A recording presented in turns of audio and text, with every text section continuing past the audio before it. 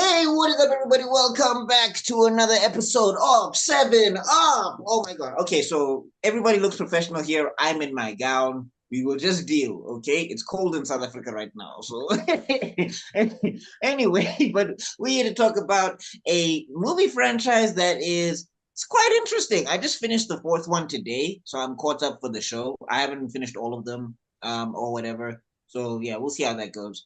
But yeah, we're here to talk about what is 7 Up. Rob will probably introduce the concept a lot better, but 7 Up is where we, as the African Frame podcast, will look at a franchise that's got movies that are 7 films and up. Basically, that's where the title comes from. And so if a franchise has more than 7 films, it'll get looked at for this series. We did MCU, we did Fast and the Furious, and now it's Mission Impossible, right? Yeah. Mm-hmm. Okay, cool. By the way, kudos on yeah. all of you looking so incredibly handsome today. Look at you guys. Okay, I know they just hit on you, Chief. I This know you're man is trying to fishing spread for it around. compliments. This man is Relax, feel Philomena. himself so much. Chill.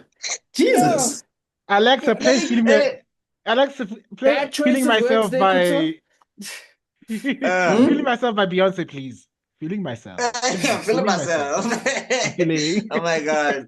All right. Anyway, before we get into the show, I just got to introduce my compadres on the panel. We have Mr. Tibelo Khala from KC Media. What is KC Media? KC Media is it's a YouTube channel that has 2 podcasts. We have the Geek Spot, which we host interviews with people, multiple creatives and everything. We are having an episode that is recording soon, and there's also another one coming. It's going to be back to back on there. If you like seeing us talk to people, make sure you're subscribed to the Geek Spot.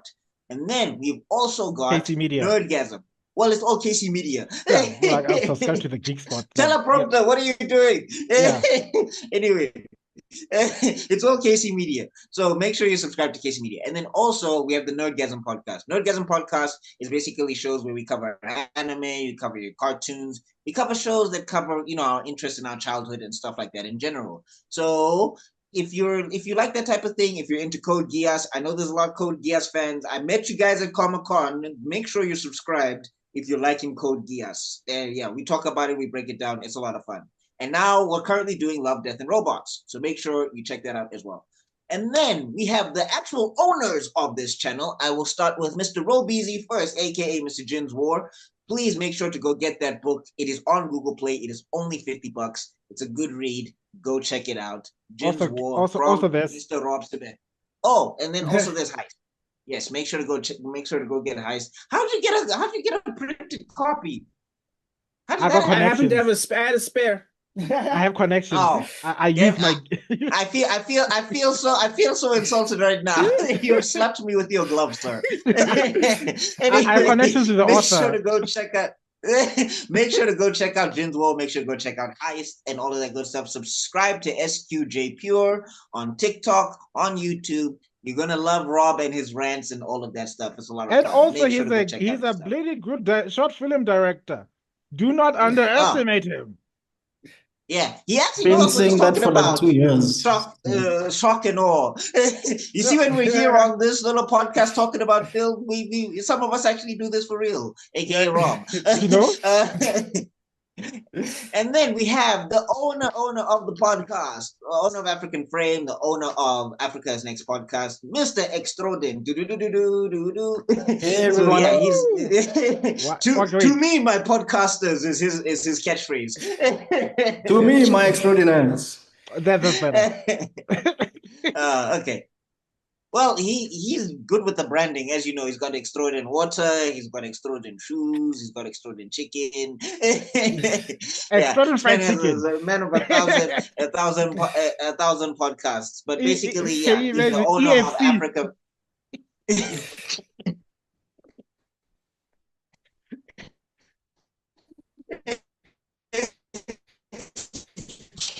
KFC will beef.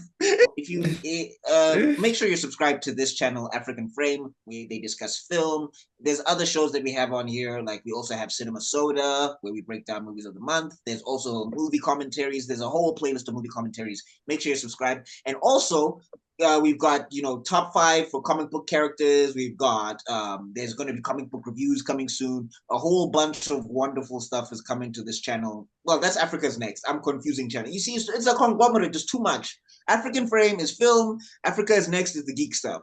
Africa's Next, where we cover cartoons, we cover animation, we cover comic books, the superheroes, the likes, the works, anime, all of that stuff. If you're a nerd, you need to be subscribed to Africa is Next podcast. And if you're a film nerd, you need to be subscribed to African Frame. If you're both, subscribe to both. Actually, subscribe to all of them. I don't care if you care about film. Just be here. It's fine.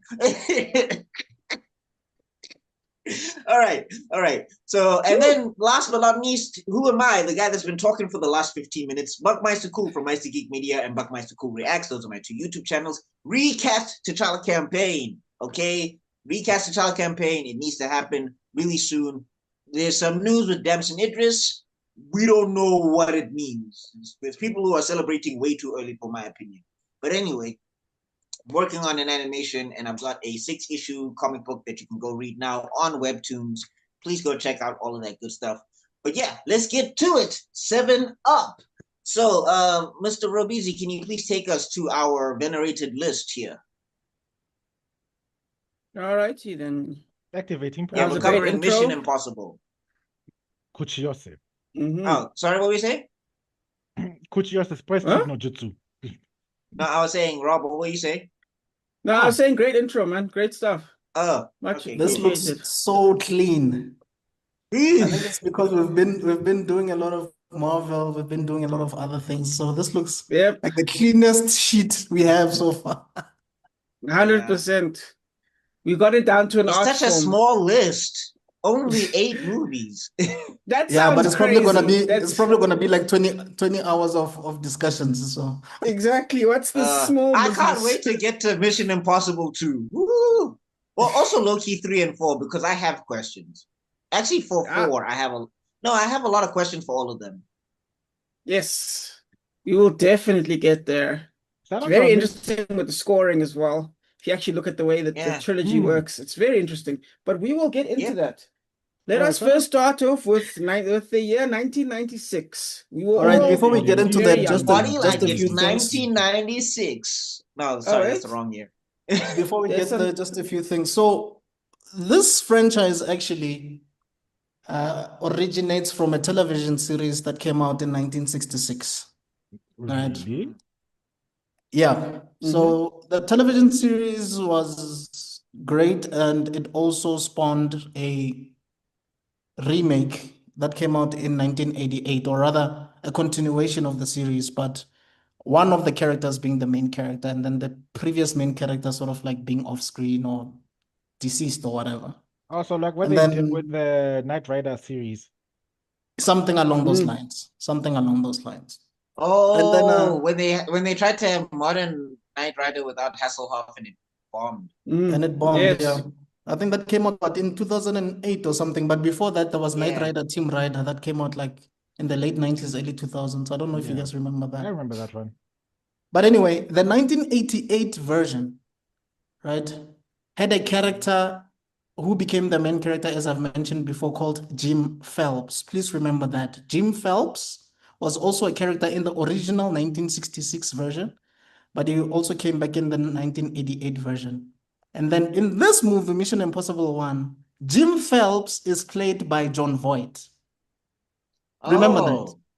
Yeah, so Jim Hey. Phelps is like, think of you watching Big Bang Theory that we've always watched. Then it comes out in 2029, but it only shows like Sheldon as the main character, right? But he's older. And then there's a movie in 2049 with a character called Sheldon Cooper by a different actor now. And we're watching that movie. So that's basically what happened here. Imagine how old would be. I just pictured myself in 2049, but I'll still be. Let me not be. Hey, you never know. I'll be part cyborg. I don't know what you're talking about. Assume that Tabella will be dressed like Hugh Hefner. But anyway, just And just wait. 3 things that I want to mention before we continue. So one, this movie had a budget of 80 With million. Henry Cavill clones. Sorry. Oh, Never mind. It had a budget of 80 million, and then how it dare made you? 457.7 million at the box office. and it has John Voight. It also has Jean Reno, Vin Rames, and even though it was a very small piece, Emilio Estevez. I don't know if you guys are familiar with Emilio Estevez. He's the younger brother of Charlie Sheen. So he's the guy, Yes. Yeah. like the IT tech guy in the beginning of the film. Yeah.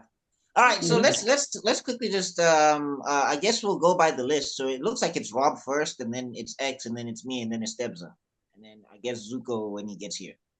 Sure. Is that Remy guy still coming, or should I just remove him? Remy is your guy. No, Duchesne Oh, was my sorry. guy. No, remove him. Remove him. Sorry. I thought that was Duchesne. Didn't you add a new teammate? Oh, no, Oh, he's not. Smilo. I don't think Smilo's gonna make it. He said he might join us next time. He's not feeling well. Oh, All all righty. right. Cool. Okay, cool. So, Rob, Yeah. I guess you gotta kick us off.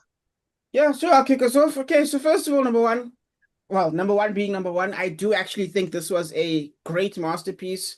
Some of De Palma's best work, in my opinion. It is slow paced, but its visceral action actually makes you forget that, and it feels like there's a rush into the movie. There's like this energy to it. It's fantastic. I also thought the music was amazing. The theme music was just done so brilliantly that it tricks you into when I first watched this movie, I thought there was a lot of sound in it. I thought dun dun dun dun was through the whole movie. Then I really watched and I was like, there's actually a lot of silence in this movie. I couldn't believe how actually quiet it is. Like it gives you it lets itself breathe, and I just think that's brilliant. Despite the great intrigue, I also thought the story is pretty straightforward and uses flashbacks and voiceovers to make sure that no one's left behind. It wasn't trying to fool it wasn't trying to fool anyone with the storyline. I also thought, I and the reason I think this happened was because I think in a normal story, right, if there's too many clues to everything that happens, right, what ends up happening is everyone thinks the story is dumb and slow. You know what I mean? It's like, oh, this is a story for babies. Fast and the Furious 7. But yes. So they don't think this is a story for babies, but I think this one they did it so well that with the over explaining, it actually keeps there's this separate flow that creates this build up that works so perfectly for the final action. I thought Ethan Hunt was done. I thought all the actors did their jobs perfectly.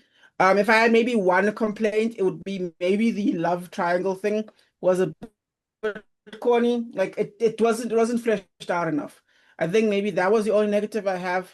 Other than that, I genuinely had a absolute blast, and I think this is actually, especially if you look at the scores, I think this one is actually surprisingly underappreciated.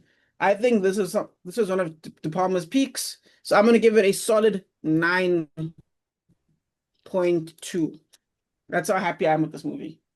I think it's actually the best in the series because the script is clean as well. We've talked about this, Kutsu, about having a clean script.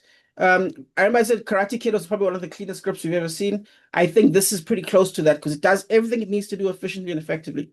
Anyway, thank you. That's me. All right, cool. So from my side, I would agree with Rob saying that it's one of the best in the series. Actually, in my opinion, I would say it's the second best in the series. Well, I haven't seen Dead Reckoning, so I kind of watched. This is the second best in my opinion. Great premise, great cast. Now, I've watched this movie after I've watched a few episodes of the series. So you can imagine how I felt when I saw Jim Phelps in the movie, and I'm like, oh, cool, Jim Phelps is in this, right? Then the this bad movie guy. takes a twisted, dark turn. I'm like, Yeah. why would the main character be the villain? It makes absolutely no sense to me. So that really kind of left a slight bitter taste in my mouth because I was like, what's going on here? I mean, if you're watching a series from 1966, then you watch the revival in 1988, and this character has been consistent in being the good guy. And then Jiggy Jiggy, there's a movie, then he's the villain. You're like, you don't understand. But then I'll always go back to a character like Vandal Savage in DC Comics, where this guy has been a hero for 1,000 years to a point where he became a villain. So your track record of saving people can never compare to his track record, okay, of saving lives. But Yeah. he's just like, nah, screw it. I'm gonna be a villain. So I loved every moment of this movie. The technology, my goodness, it aged like milk. Because when you're watching this, you're like, oh my God, is that how an email looked like back then? Or Yeah. is it just horrible VFX of people that don't know how the internet worked back then? I don't know. No, hey, I didn't know the internet had Bible verses on deck. No, but that's fine. I mean, we have stuff like that now, but yeah, it made it seem like it's an app back then. You're right No, about but that. I'm like what I'm trying to say is like that you can send like it's a Bible group that you can send messages to, and on the Yes. off chance. Yeah, I think Yeah. the most nonsense thing was Ving Rhames when he was like, "This is what I need." He was like, I need a thinking laptop. I need a so and so." You're like, "What are you talking about, Ving A Rhames? thinking What are laptop. these No, things you're no, Bing saying?" Rames. No, I after we had to buy thingy Ethan, Ethan Hunt's PC where he tracked down computer knowledge. Yeah. the Job when he tracked down Job or whatever because he looked at the Bible one time. I was like, I guess you have to happen. Oh yeah, yeah. Yeah. So the Another thing that technology is yeah. Please continue. I was gonna say, another thing that traumatized me about this movie when I was young: don't trust beautiful women. They'll leave you puking in the toilet. I think Tebala and Beautiful Buckmeister women are sitting probably next to gonna you like laugh. that. I am fighting the urge to say it. I am Yeah, fighting. yeah. Because Now listen to this. Never trust a woman. The prettier she is, the more deadly. but I won't lie, that woman was gorgeous, Oh yeah. gorgeous. Mhm. Anyway, Hey, Rob, have you ever seen Evil Cult? Ever? No, no. What's Oh that? my God. Oh my God. okay, Kai, let's Mhm. focus. No, Yes. I know, but I'm just saying the 90s had an issue with the female gender. Wow. Anyway, Yeah, anyway, yeah. action sequences are amazing. I don't know, there was something about when I look at this movie, I could see how other people might have been influenced by this movie going forward in filmmaking. Because the third act of this Mm, reminds me of Speed. If you remember Speed, mm, Keanu Reeves and Dennis Hopper have a whole fight sequence in a train, in a yes. tunnel, I was about to say that, So but I'm like, anyway. Yeah. what's going on here? Mm. Matrix, there's Agent Smith and Keanu Reeves fighting. There's a train thing going on there. Like it seems like other people were inspired by a lot of But Mission Impossible Spider-Man 2? movies. No, but Spider-Man 2, maybe. I don't, well, let me not say that was the first movie that had a train fight thing going on. I doubt Yeah. it. I'm sure Westerns probably did that first, but I would say Samurai Jack. Maybe influenced by Samurai Jack. Maybe Samurai Jack was no, influenced by Samurai Mission Jack is the early Impossible. 2000s. Yeah, but remember there was a train sequence in the there was a Western episode, and they do half the fight on top of a train. Yeah, I Remember? remember that. I remember That was that. one of But my I think favorite it's more episodes. inspired by Westerns than I Yeah, think Mission that's what I'm Impossible. saying. That I think it probably started Because from they Westerns had first. like I don't know why they call it a Mexican standoff, but they had a standoff. Yeah, but anyway, I think that was captured very nicely. The storyline and the script is not too convoluted. You know what I mean? It's probably the easiest Mission Impossible movie to watch, and you won't really get lost about anything. It's just that Mm. sometimes here and there you need to pay serious attention when you deal with people like Max and you try to find Job and this whole thing, but it's not that bad. So I really loved every moment of it. Like I said, this is probably one of the most beautiful women I've ever seen in this franchise. I mean, there's a lot of other beautiful women, but she's definitely one of them. Second favorite movie, as I've mentioned before, I'll give it a 9. All righty. Oh, me. Great The acting new kid on by the block. by Tom Cruise, by the way. Oh, Back when you still definitely great performance. gave it Um, but yeah. Is it me or is this the first time I think one of the influences I think that Kuta was talking about? I actually think one of the influences was, Max, like the Overlord being a lady like that. I feel like that was one of the Mm, first times you saw that. Yeah. Then right. later on you Yeah. saw more examples. But in terms of Mm. Max, aka Maxine or whatever, I think that was the first time I saw a twist like that in a film. But And yeah. also, I think I would say that the things that have probably aged well to this very day is things like retinal scans and all of that, and secret Mm, launch codes and stuff like that. yeah. I think that's still fine. That's still Yeah. checks, and it's still when you saw that, what you saw there, that's one thing they got right technology-wise. It Yeah. still holds.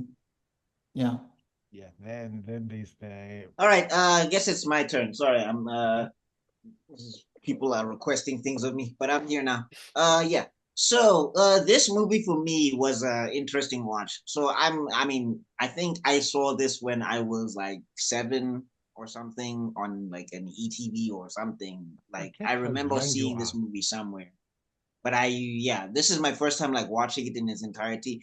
It was very slow for me. I'm not even gonna lie. Like maybe it's just because I'm a newer kid on the block and I'm used to action and explosions that it was kind of slow. The paranoia was played up really well, but I was looking at like the one scene where he has to blow up the tank of water and fill the restaurant with water, and I was like, how quaint. You know, if it was Vin Diesel, he would have driven like 15 muscle cars through the window to escape. You didn't need chewing gum for that, right? He would have said family, and he would have no. Actually, he wouldn't even have escaped. He just kick everybody's ass in the theater Yeah. and walk out. Yeah. And then I Walk ran out away front because door. Just one small thing that I wanted to mention. I was like, did the creator of what's this Squid Games watch this and was like red light, green light? Oh wait, I think I'm gonna use that line. Yes. But anyway, red Maybe. light, blue light. You know what's also what's also hilarious? I'm surprised none of you mentioned this. You know the women, because at the beginning, like they're like Tom Cruise is pretending to be another dude so that they can get information or whatever. Mm-hmm. When he goes in to go see John Phillips's wife or whatever, and he's like, "Did we get him?" I was like, I wasn't trying to pay attention, but it looked like there was like a full on nipple slip. yeah, I think there might have been one. I could be wrong. I don't I know. was like, kind the of gonna- 90s did not care. That was in theaters. Brother, 90s has nothing Some on 11-year-old 80s. boy's brain was wired, chemistry was changed forever. They're introduced to the world of manhood right at that moment. I was like, It was at this whoa. moment that Buckmeister's life would change forever. Yeah, I was PG like, mental. nobody told her to like pick it back up at all. No Girls, one? Okay. girls, you can see the PG mountain hit peaks on your different those chest. days. Yeah, hey, the parents were not guiding, or the parental guidance was something else. No, it was for the Yeah. parents' job. It wasn't for the film industry. Like, no. Yeah. Yeah, the cast was great, or whatever. To me, like Tom Cruise did feel a little bit unseasoned. Like it was a good performance, but there was like sometimes in his performance where I was just like, oh, this is like when he was yelling about how his crew was dead. I was like, oh, okay. I mean, this is like on its way to being good, but it's still early days. That's how I felt. I don't know if Remember, I'm this is like before jumping on the super over yet. No, but Oh, by okay. then, Yeah, by by then, this he point, he's actually, when he was Top jumping Gun, on the Risky sofa, Business. yeah, He done his a lot of his major character was films already. tanking. Oh, sorry, Rob, please continue. I'm so No, sorry, guys. Please no, continue. carry on. No. No, I was saying when he was jumping on the sofa, his career was actually tanking. This guy had Yes. been a movie star like way early when he was still like a teenager. Remember, Yeah, he by was Mission. doing things like what's this what's this movie I know with he did 2 movies. no I know he no did 2 movies. there's a movie with Ralph Macchio and like all the good-looking guys you can think of in Hollywood at the time. Top Gun, No, not Top Gun. Before Top Gun. not Risky Business. No, it's based on a book.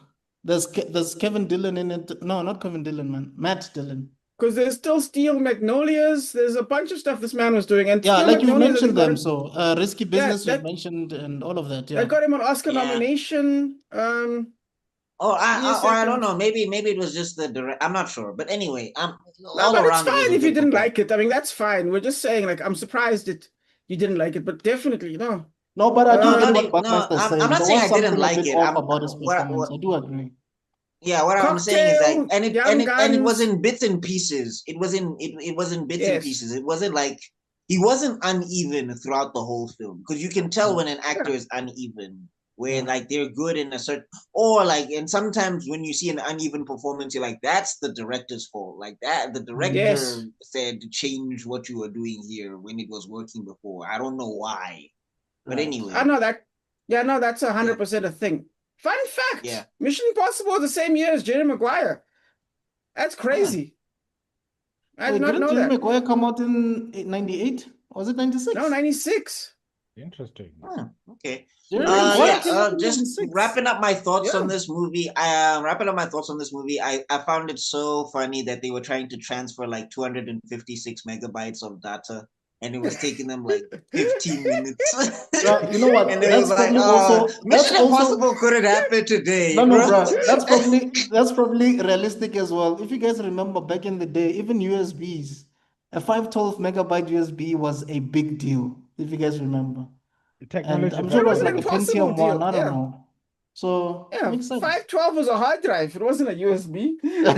Yeah, I'm just so quaint. It was like, I'm trying to Oh, yeah. transfer 256 megabytes. It's taking 20 minutes. It was like, if it happened today, just like, it's transferred. Done. Yeah. And also, I found it hilarious that John Boyd got the drop on Tom Cruise. I'm sorry, I couldn't buy it. I couldn't. I was like, no ways. How, Sway? That man is 50 years old. Wait, but don't you watch Asian movies and then old men are beating the snot out John of Boyd is not Jackie Chan, dog. John Boyd does not look like he can whoop ass. I'm sorry. I Wow. know he killed somebody with his knees in Anaconda, but I just could not buy that he got the drop on Tom Cruise that easy. It was one elbow and Tom Cruise was down for like 10 minutes. I was like, what did he pressure point hit you with the elbow? Yes. Hey, Oh, the dog. movie I was talking about is Outsiders. It came out in 1983, directed by the same guy who directed The Godfather, Well, Francis Ford what was Coppola. another thing? What was another thing also shout out to the team getting massacred in the beginning. And also another thing that I found funny, even though I wasn't supposed to find it funny, is when John Boyd was doing the reveal. And I don't know why the director told John Boyd to keep miming that he was getting stabbed when he wasn't getting stabbed. It was like he was already pretending to be stabbed before he even called Ethan. And it was just funny to me because he was like sitting there for like 5 seconds doing this. And I was like, what is happening right now? Actually, I remember that's not actually what happens. That's what's in his head. Because remember, like, there's a scene, that took my surprise, where like Ethan's like, okay, maybe the other chick killed the other chick. Then he's like, no, maybe no, she couldn't have done it. Yeah. So then they replay the vision with Yes. John Voight being the one that killed. So it's all in his head. Yes. Yeah, That's but the I'm thing. saying, why did he? It was Okay, gonna why did make he sense. imagine? Then why did he imagine John Boyd doing this? Like, he could have just Yeah. rubbed the blood on himself and just said, "I Yeah. was shot, Ethan." But he's like, for 5 minutes, he's like, "Ethan," and I was like, "What?" I was like, it was also weird to see John Boyd give a good performance because usually when I see John Boyd, he's crazy. No, But then if again, you I've think only about watched it, like Anaconda. the so- reason he did that it was so that he can be convincing to people who are actually seeing him from a distance On the street, versus yes. people, like if that makes sense. Like if you're There was seeing no the one guy from else a on the distance. street. Yeah, there was Pardon? no one there. No, yeah, but he didn't know that there was nobody there. I don't No, know if he you guys had are to have getting known me. because he planned the caper. He's not Lelouch. He needs to get. He needed a contingency plan. Plus, he somewhere. was gonna fall over anyway, so it was already Yeah. dramatic. He didn't have to add the Italian gestures. I don't know. Anyway, In my head canon, I think he was thinking that people were one of the agents was seeing him and he needed to be convincing. I don't know. For me, the sponge that was holding the blood, that's the funny part to me. I could just imagine, like, after he falls to his death, Ethan sees the sponge of blood and is like, Yeah, also, why like, is there a sponge randomly? Where did you find Maybe this? Was it in your pocket the like, whole time? like a What's cloth? going Yeah, on? what's with the also, sponge? the train scene also was kind of ridiculous to me that John Reno was flying a whole helicopter in a tunnel. In a helicopter Yeah, tunnel. I was like, And Yeah, I was like, keeping that same yeah, that because level I'm of like, you altitude. know how How small is is it this possible that you're keeping the helicopter same level of altitude the while entire this is time? on a moving train? Yeah, It's I because was in the like, past, See, nowadays we know helicopters are made out of dust, but in the past, people used to picture them as strong. Now, I would never touch a helicopter if you paid me to, dog. I would never. Too Have you many, it's guys killed too And many also, people. it was just funny to see John remember Voight and, in and in Tom the Cruise both sleep 90s, on the the train. helicopter was the ultimate bad guy weapon, thanks to John Rambo. How many helicopters has that man had to waste going to Mortal Kombat with? And that, Wow. to Rob's point, at that point in time, the helicopter was the ultimate bad guy machine. And I Yes. think But also I shout out think to this thing, the faces and the face mask and everything. But yeah, Oh, again, yes. it was Yeah. it was a good movie. It was a good movie. Mm. It didn't blow me away, but I was like, yeah, this is good. It's not bad. So I'll probably give it a 7.5. Tough customer. All I right. just want to say that I think they deliberately tried to subvert expectation three times. The first one Mhm. being that they got Emilio Estevez there. So when you think of Emilio Estevez, especially around that time when he was part of the Yeah, Brad he's a Pack, lead it was a actor. big Yeah. deal. It was a big Yeah. deal. So you're thinking, okay, this guy's gonna be here throughout the whole movie. Then he dies suddenly. Second, John Voight and Jean Reno being bad guys, because usually we see Jean Reno as the good guy. You know what I mean? Mm. So you Yeah. didn't think that he would be a villain. And then the Exactly. last one obviously It's is like the that name. Steven Seagal movie. No, sorry, there was a Oh, movie sorry. and I think we got the last. Sorry, I just one more thing popped into my head. The wire scene. I was like, this is cool and all, but it was too ridiculous that the guy didn't look up. I'm sorry. I was like, there's a Yeah. did you reflection see in how the high the ceiling ground. was? No, I'm with you. I'm with you on that one. I'm with you on that. Nah, dog, the ceiling was way too high. I'm not with you with No, this but one. the Nah. reflection, No, Rob. no, I'm just The saying when the guy reflection. was walking, there was a reflection on the There was a ground. And I was like, reflection. big ass Ethan Hunt, you can't see him. This man was John Cena. Like that was it almost broke my immersion. Like the stunt itself is awesome, obviously, because it's all practical and everything, but it almost broke my immersion that I was just like, you did not see him at all. But I think it's Wow. also we're watching this thing in our 30s and we know a lot about film and all of it. Back then, we missed all these things. All. I won't lie though, they did make Sweat suspenseful, so I'll give them that. But yeah, anyway. That was the last thing in my head. Anyway, Mm. Devil, it's you, Alrighty. man. Okay, I'm so glad everybody is giving. Okay, look, personally, it's my favorite Mission Impossible movie. Woo. It is because it's the not only is the one that started the genre, it's the one that for me solidified that okay, it was just the right blend of ridiculous and engaging. Where the later ones get into the ridiculous, into it's I think the later ones are beginning to compete with the Jason Bourne 007 movies, and they had to up the ridiculous factor to the nth level I because think they're they were competing with competing those with Fast and the Furious, bro. at some point as well. Bingo. So And I've said that a few times in our takes. If you don't believe me, audience, check out our other videos. You'll hear what I said before. You guys are on editorial your own on team, that one. roll the clip. So what did you say? What did you say, Rob? I said you guys are on your own on that one. I don't think it's like Fast and Furious at all because they're doing some of these things that we call impossible. A lot of the times they're doing it. But we'll get to 4. That's the one where I think, oh, actually, no, we'll see. So now Like Ethan them running Hunt through. is fireproof, Rob. Even in Mission Impossible 1 in the train, the explosion happens right behind him and he rides the explosion onto the train. I was like, what? He was not affected by any debris. Like nothing. nothing. Anyway, sorry, Devil. With Sorry, that, Debza. with that we said, a few highlight scenes for me would be the ridiculously funny scene where he's busy hanging, when he's busy having to hack the CIA. Was the CIA Langley? Where was he? Langley, yeah. Langley, yes. And it was doing that scene was basically the scene that got people into this genre, because that whole dangling while trying to hack so that his feet don't touch the ground. And then there's this rat coming to this guy, and for some reason, it's a rat, my guy. It's not going to kill you. But Exactly. no. No. It's not a It was the snake. noise. No, I have got to kill this rat in a matter of split seconds. Like, Okay, but Rob, how did I he hate kill you it guys so without the much. rat, the rat making a squeak or anything? What did he do to it? Snapped its neck. That's my head canon. No squealing, nothing. he crushed it with his hand Hey in man, a second. it's John Reno. He Shit. hit it with pressure points or something. The original This John man Wick, fought Baba. Godzilla, and you guys are mad. The original John Wick, Baba. Yeah, so Man, is that Hey, that part? man was in Onimusha fighting demons with a pistol. good call out. Anyway, yeah, Oh, shout out to the part where he's dangling there, then a drop of sweat goes down his glasses. All glasses wearers unite. It's like, oh, so it does happen in films. Because we've suffered.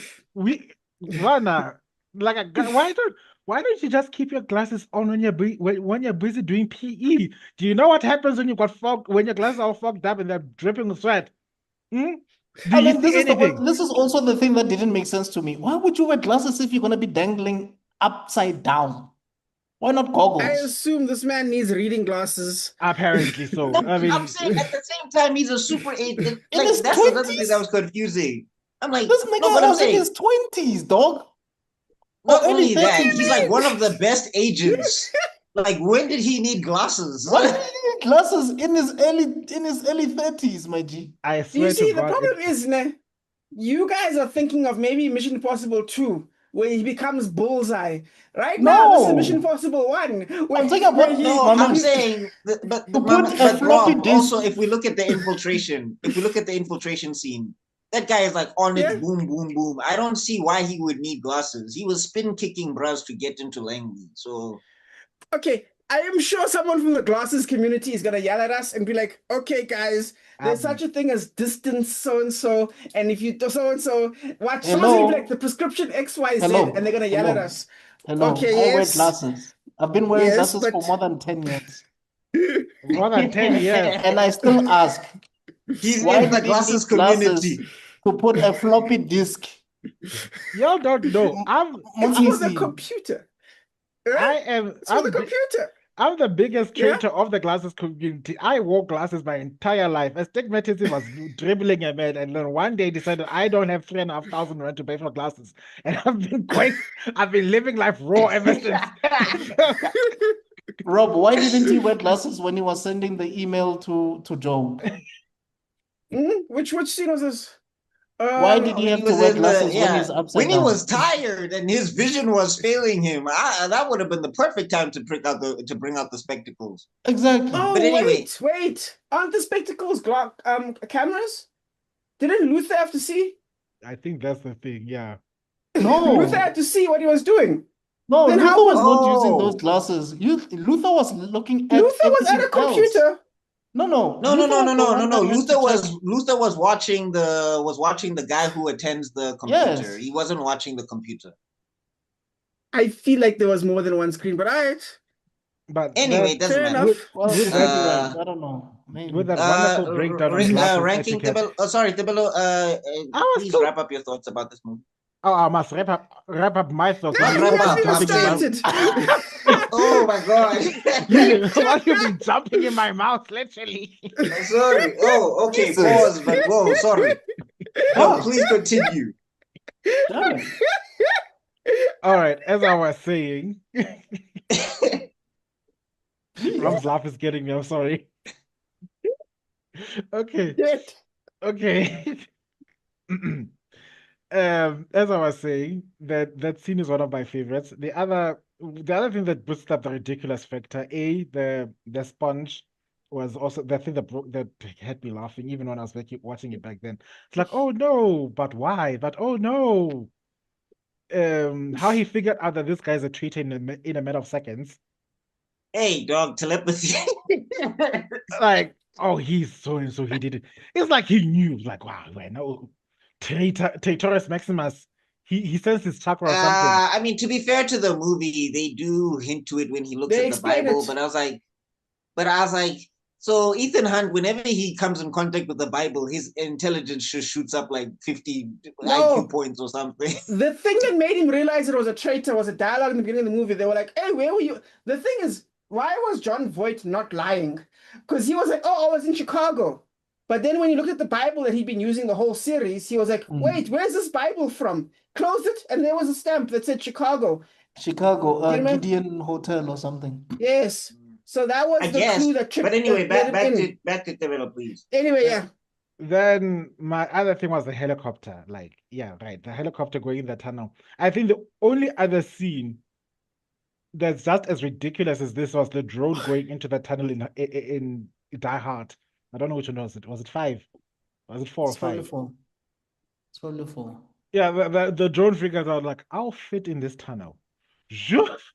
Oh, it's 4. You're talking about, yes, I know which one you're talking about, It's the that- technology one. It's that drone, and there's the other one with the why do I call him some Wiki now? What's his actual name? Transformers. No, the actor's name. Are you talking about Shia LaBeouf? Shia LaBeouf. Yeah, Mr. LaBeouf was also in a movie with a psychotic AI that had a drone that also figured out, oh, I can fit in here. Red Eye or something, right? Something like that. Yes. So it's one of those like every time I see that, I'm like, okay, at least the only thing that gives a little bit of suspicion is that the plane was moving at a certain speed. It couldn't bob and weave and keep up with a bullet train. Like, I'm gonna be slower than this, but still fast enough to maintain flight. Yeah, it's a funny ass thing, and also the money. Those are the silliest looking notes I've ever seen in my life. Who would believe? The flat paper. Who believed those that represented anything? That represented anything. That looked like it was printed on a 1998 to the Windows 98 printer that keeps on making those signs and tells it doesn't have magenta all the time. That's the type of printer that looked like. But with that being said, I still enjoy the movie. I could still watch it again. I could cringe watching it again, but I can still watch it again. So I'll give it a solid 9. Yeah, I think this kind of movie is those kind of like any great film franchise will always have a really great first movie, but it has its moments that are quite cringy, if that makes sense. Like Fast and Furious 1, for example. Or the Evil Cult. Also, I guess shout out to the subversion of the tropes. Like Ving Rhames, you'd think he'd be the muscle, but they put him behind the computer. And my funny headcanon is that Ving Rhames is like, let the crazy white man do all the dangerous stunts. You go like, find that you guys are even, gonna be doing some Ving Rhames even went to shit. the director. I feel like even Ving Rhames, I'm not doing no stunts. I ain't doing shit. I'm a computer man. I'm sure when he agreed to the character, it was like, oh, I'm fine acting with Tom Cruise, but I'm not gonna be kicking John Voight's ass or none. You know what I mean? But I feel like they still got their comeback because then they were like, well, now I'm not just disrespectable anymore. Disresputable before. And then Tom Cruise was like, no, you still are. And I was like, because he's black, right? Was there also a ridiculous amount of running in this film from Tom Cruise? No, I mean you get you see the early signs. No, you see the early signs of the aerodynamic chop the wind. I feel like no, where J.J. he's upright and aerodynamic. You see some signs. It's not clear. Like when he runs away from the restaurant, that's when you start seeing he's developing the Tom Cruise run. The jutsu. It's not developed. It was J.J. Abrams that gave him the lesson. They gave him the jutsu, my friend. Yeah, we'll get there though. All right. And now, as Jay-Z once said, on to the next one. Produced in the year 2000. The IMDb score is back on this one. Yes. But I guess it's maybe just because I'm a newer head. Even though I would say Tabella was the most brutal to it. And I'm joking. Actually, no, you guys. No, okay, let's go to number 2. Yo, okay. I'm catching flack. I wasn't brutal. I mentioned brutal. scenes, and your guys jumped into me and like glasses and screens. I'm Everyone joking, else was brutal. Look at me being used as a sacrifice. I almost forgot. Just give me a second. He's got to pay his TV license.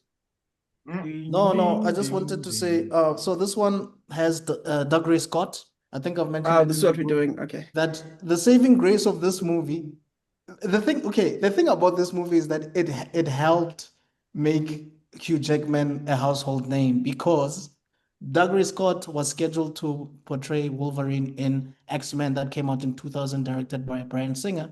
But because he was still busy doing this, or rather he chose to do this instead, the role was then given to Hugh Jackman. So Well, unfortunately, what they said was, because I mean, I also started looking up trivia stuff. I don't know why. I think this movie traumatized me that much. But what they said was it was a kind of a scheduling conflict, and then yes, the ex producers said that we have to recast. You yes. hear that, Marvel? Anyway, But the point all I'm is, He saying, didn't die. He didn't die of cancer, dog. I feel like there's a difference. Sorry, but continue. the point is because Dougray Scott was busy with this, Hugh Jackman got that role and it made him a movie star. But anyway, we are so grateful. just The- counter to Rob, bail on Skull. But anyway. Tebelo, do you want to say something? all I just wanted to say is we as a member of the LGBT choir are very thankful for the decision for Hugh Jackman because we could never have seen such delicious abs over and over and over and over and over So again. forget the Okay, acting, what? forget Okay, the first of all, Before first of all, Tebelo continues to what's the shots at salivate, Doug Ray Scott? What did Doug Ray Scott yeah. do to you, my What if friend? he was packing, dog? He was giving Tom I Cruise thought he hands did in a this pretty good movie. performance here. If he No, wasn't, I've seen. but I'll get to my turn. We'll get to my turn. No. all right. Hugh Jackman was giving a Well, it is lot your of turn, actually. Oh yeah, it is your turn. Sorry. Okay, so the budget was between 120 to 125 million, and it made 546.4 million at the box office. It was directed by John Woo. We spoke about John Woo a couple of times, I think. I always say this in my head, and I think I'll say it out loud. It's not a John Woo film unless there's a dove in there somewhere Is flying. that what the dubs are? There's It's a always a dove signature for John Woo. yeah, Yes. in John Woo movies, yeah. Have you never seen So Face Off? Is it so Face Off, no? okay, Face so Off, yeah. where Hot the target, bruh. Mati popote. so there There's are doves so one all has over. that one has lens flares, the other one has the other one has reruns and crest imageries, and the other one has doves. Yeah. Yes. Noted. But Wait, just what, so you what know, was the other one? JJN, What's the one in the middle? What does the one in the middle have? What? Number Uh, 3. It's You got said lens lens flares. flares. You said lens flares and doves. What's the other one? Tuna reruns and crest imagery. Oh, oh, that's Christ imagery. Yes. who's that? Who's that? Snyder. Oh, okay. Oh, okay. I thought you meant like in the same franchise. Okay, yes, in Yeah. Oh, I general. was like, yo, oh my god, imagine a Zack Snyder Mission Impossible Oh movie. And God, plus no. it's Wild. I slow mean, motion and it's Buka. That's this man's that's his that's No, Snyder's favorite thing nowadays. Tom Cruise will have he'll be like legitimately superhuman. Like he's semi-superhuman in this franchise, but he'd be Yeah. legitimately in the But anyway, time, just two things before we continue. So Tandy Newton is in this one, and also Ving Rhames okay, reprises his role as Luther. as Luther. Yeah, he's the only one to come back from the previous film. Oh, sorry. Yeah. Well, For that's some because reason, Reno dies. Yeah, so I just remember. I just thought I just got a Lex Luthor images that fell into my head. Sorry, I forgot what we were talking about for a minute. No, I think it will also be fair to say no one comes back from a Mission Impossible. Not the directors, Yeah. not the so and so. It is Not only even Luther not even the and no, I mean, IMF Ray, secretaries. yes, Not even the yeah, IMF no one yeah, stays secretaries. the same. yeah, yeah. No, The everybody is turnover is interchangeable. Good disgusting. God.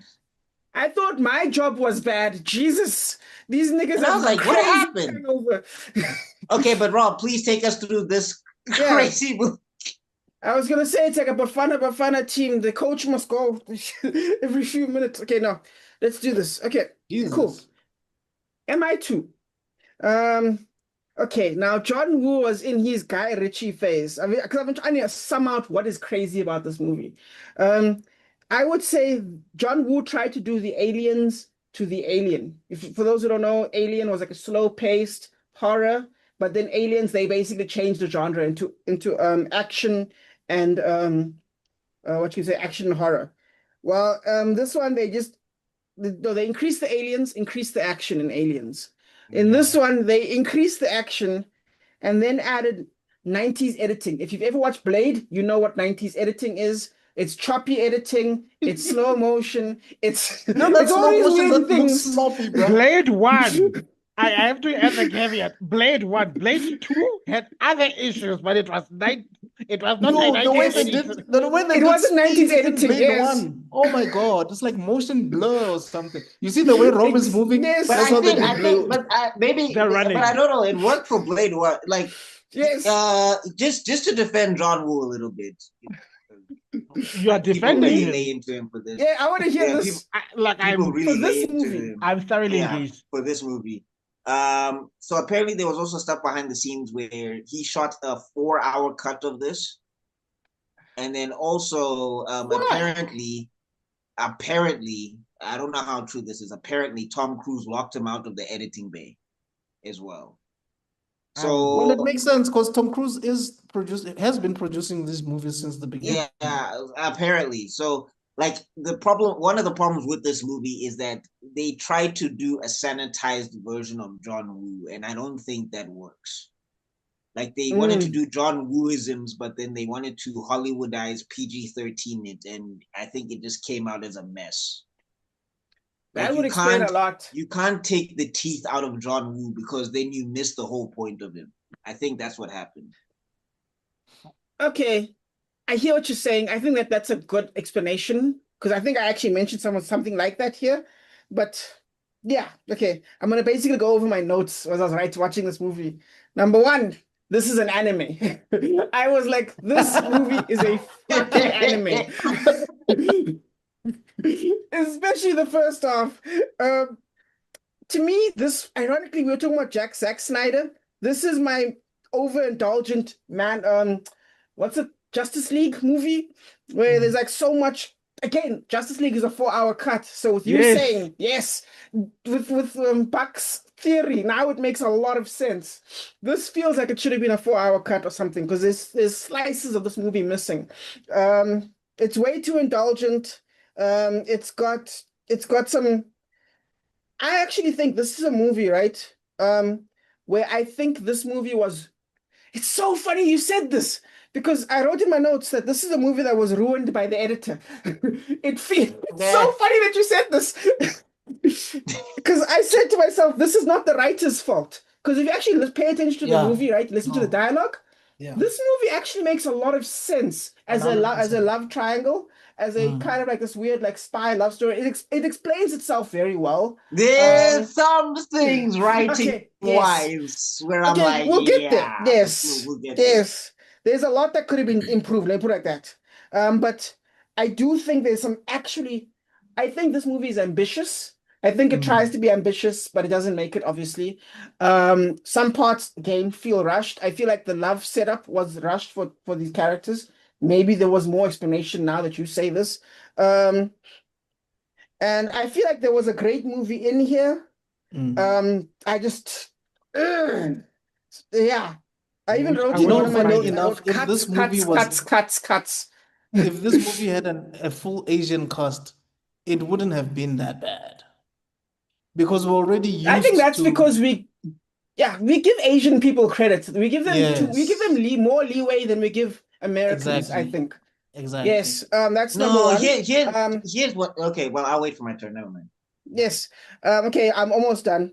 I think this movie was trying to be very Zack Snyder-ship with the whole like, it's the holiday and look, they're burning a saint, and you see them cut to the saint all the time as it's on fire. I was like, ugh, cut this, give us more relationship stuff. I thought that was something. I also thought this probably is maybe number 3 in some of the worst South Africans accents I've ever seen in my life. Ooh. Definitely bottom 3 South Africans. I didn't even know he was South African. I kept hearing him. Wait, who was South African in this?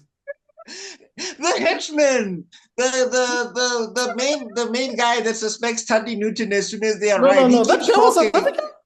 Hey, dog. He's not actually South African, but he's playing a South African. Wasn't he like German or something? No, he was trying to do No. an Afrikaner accent, and I was like, I kept Yes. listening, and I was like, What? something is off about this guy. No ways. Wait, what was his name? The character's name in the movie. Give me 1 second. Let me put up the IMDb. It's just called Hugh Stamp, but he's playing a South African. Richard Roxburgh. Yes, but he's playing a South I'm African, telling you, dog. he's playing a South African. Like, and I was like, yo. Because the What? thing is, he said one word, and I was like, that sounds like it's an attempt at Yeah, an when he was Afrikaner choking the accent, guy, but he was like calling him brew or something. I was like, Jesus yeah, and I was like, Christ. and it was like, No yo, ways, this guys. man. He's playing as African. Where was Foslo here? Where was Andy Foslo? Where was he? Was he doing the I'm mummy? legitimately traumatized. It was so bad. Oh my god. Are you Anyway, gonna tell sorry, me Rob. that? Wait, Okay. Continue. Yes. are I you don't gonna know. tell me Wait, that you, cancelled Lethal Weapon movie did a better job than this? Yes. okay, I was Rob, saying please better as continue. African. Okay, yes. Okay. Sorry, yes. I like the little details about this movie. Like, for example, the laptop that Luther brings in, it almost gets blown up in the explosion. Like they keep track of it. So that way by the end of the movie, it's like, okay, we can't find Tande Newton's character because the laptop's still busted from the explosion. And then it produces its own level of tension. Great stuff. I enjoyed little details like that. I didn't like the fact that they spent 20 minutes watching Tande Newton walk down a pier as they cut to everyone else as she walks. And they cut to They were him. doing whatever they could to make sure that she's the most beautiful woman on the planet. They Dog! really try. And They then the thing try. flies. I They was just really like, try. John Woo, calm down. But anyway, I think this movie is better than people give it credit for, but I still do think it is the worst movie of the franchise, even though the most ambitious. So I'm going to actually give it a 7 out of 10. Ah, okay. Yeah, I'm going to give it a 7 out of 10. Generous, Cool. but thank you. Okay, Next. 2 things that I think I've noticed, rather 3. There's no, you guys would be lying through your teeth if you tell me that the Fast and Furious didn't get inspired by watching this movie at some point. I'll tell you At which. some point, the part where Tandy Newton almost falls off a cliff and she's rescued by Ethan Hunt. Come on, that's a that's a Fast and Furious move Where right she there. puts herself in her own peril, but anyway. Mm-hmm. Exactly, Yep. exactly. I was thinking it was giving those Indian telenovelas. Were Yeah, like, it is a Bollywood movie. This Yeah, is a Bollywood movie. Absolutely. like, So what? so definitely that. The second thing is Snyder was inspired by John Woo. There's absolutely no way, Yes. dog. 100%. There's Oh, absolutely no yeah. way. Those slow motions. So if you're telling me that this They're movie could have been never. 4 hours, like 2 hours of that is probably slow motion. You know what I'm saying? Yeah, ah, that was another thing. Yeah, no, the random slow-mos. Yo. Yeah. And the consistent effort to want to convince us that one of the most beautiful women in the world is one of the most beautiful women in the world. We already know. Stop doing it. Just move on already. they It's needed fine. they Get needed it. they needed the males to keep the males' attention somehow. Like this movie is so boring. Boobs. I mean, this For me, movie is the like part that made me boobs. laugh out loud the most, like I was in tears when I saw this, is when Doug Ray Scott uh tries to get Tandy Newton to wear a new dress, and then she's naked, and just when she is about to wear a new dress, she's like, "You don't want to see me in it," and he's like, "Not yet." And then they show Ethan Hunt going out of out of the out of the out of wherever they were to go and get some Yeah. air outside. And in my head, I'm like, yo, Luther is still watching this. Like, Fucking you. There's a roof, No, man, but you still, wanna I know what you you mean. wanna know well, that's my turn. Oh, the things I saw in this movie. But yeah. anyway, that was so hilarious to me because it's like Ethan knows that this nigga is chowing his girl. Like, but at the same time, you know what it's like? It's like in Spider-Man. If Peter has sex with Mary Jane, Harry would always feel betrayed because he dated her first. But at the same time, Harry dated Mary Jane knowing that Peter wanted her first. Like, it's like there's this whole thing of, nah, fam. You know what I mean? Anyway, but apart from that, man, the use of color is great. I mean, this movie does not look dated at all compared to the first one, even though they're like 4 years apart. Um, and I think the henchman, for in my opinion, was one of the most useful guys because he actually had a good hunch all along. Like he genuinely had a good hunch all along. It's just that the villain was in his feelings and he didn't pay attention. The only time he paid attention was when Tandy Newton's character actually put back, the envelope in the wrong pocket. That's it. But apart from that, that nigga was spot on, like from the jump. So you cut that nigga's finger for nothing, actually. You idiot. But anyway, no, it's Sounds a good movie, familiar, man. I doesn't was it? thoroughly entertained by the ridiculousness of this movie. It's also my least favorite out of all of them. I would actually give this movie a 5. Like it passes, you know what I I, mean? I Like wanted it's to mention like the huntsman knows what's going on, and the main guy is too in love with the character to do something about it. It sounds so familiar, doesn't it? And I've mentioned this Yeah. before in a different genre, like in the Fast and the Furious, where Toretto was not admitting to admit that his hetero man crush is a cop, and the bad guy was like, "Look at him! Look at him!" And Toretto was Yeah. like, "No, All right. he's too Well, let beautiful me to let be me a get into cop." this. Oh my Hey, God. so Kutso ranked it higher than I just want to say you ranked this better than Fast 2. That's what I'm saying. That's what I'm saying. no, You but said first two, Mission I didn't Impossible have an 2. issue with first two that much. All right. Okay.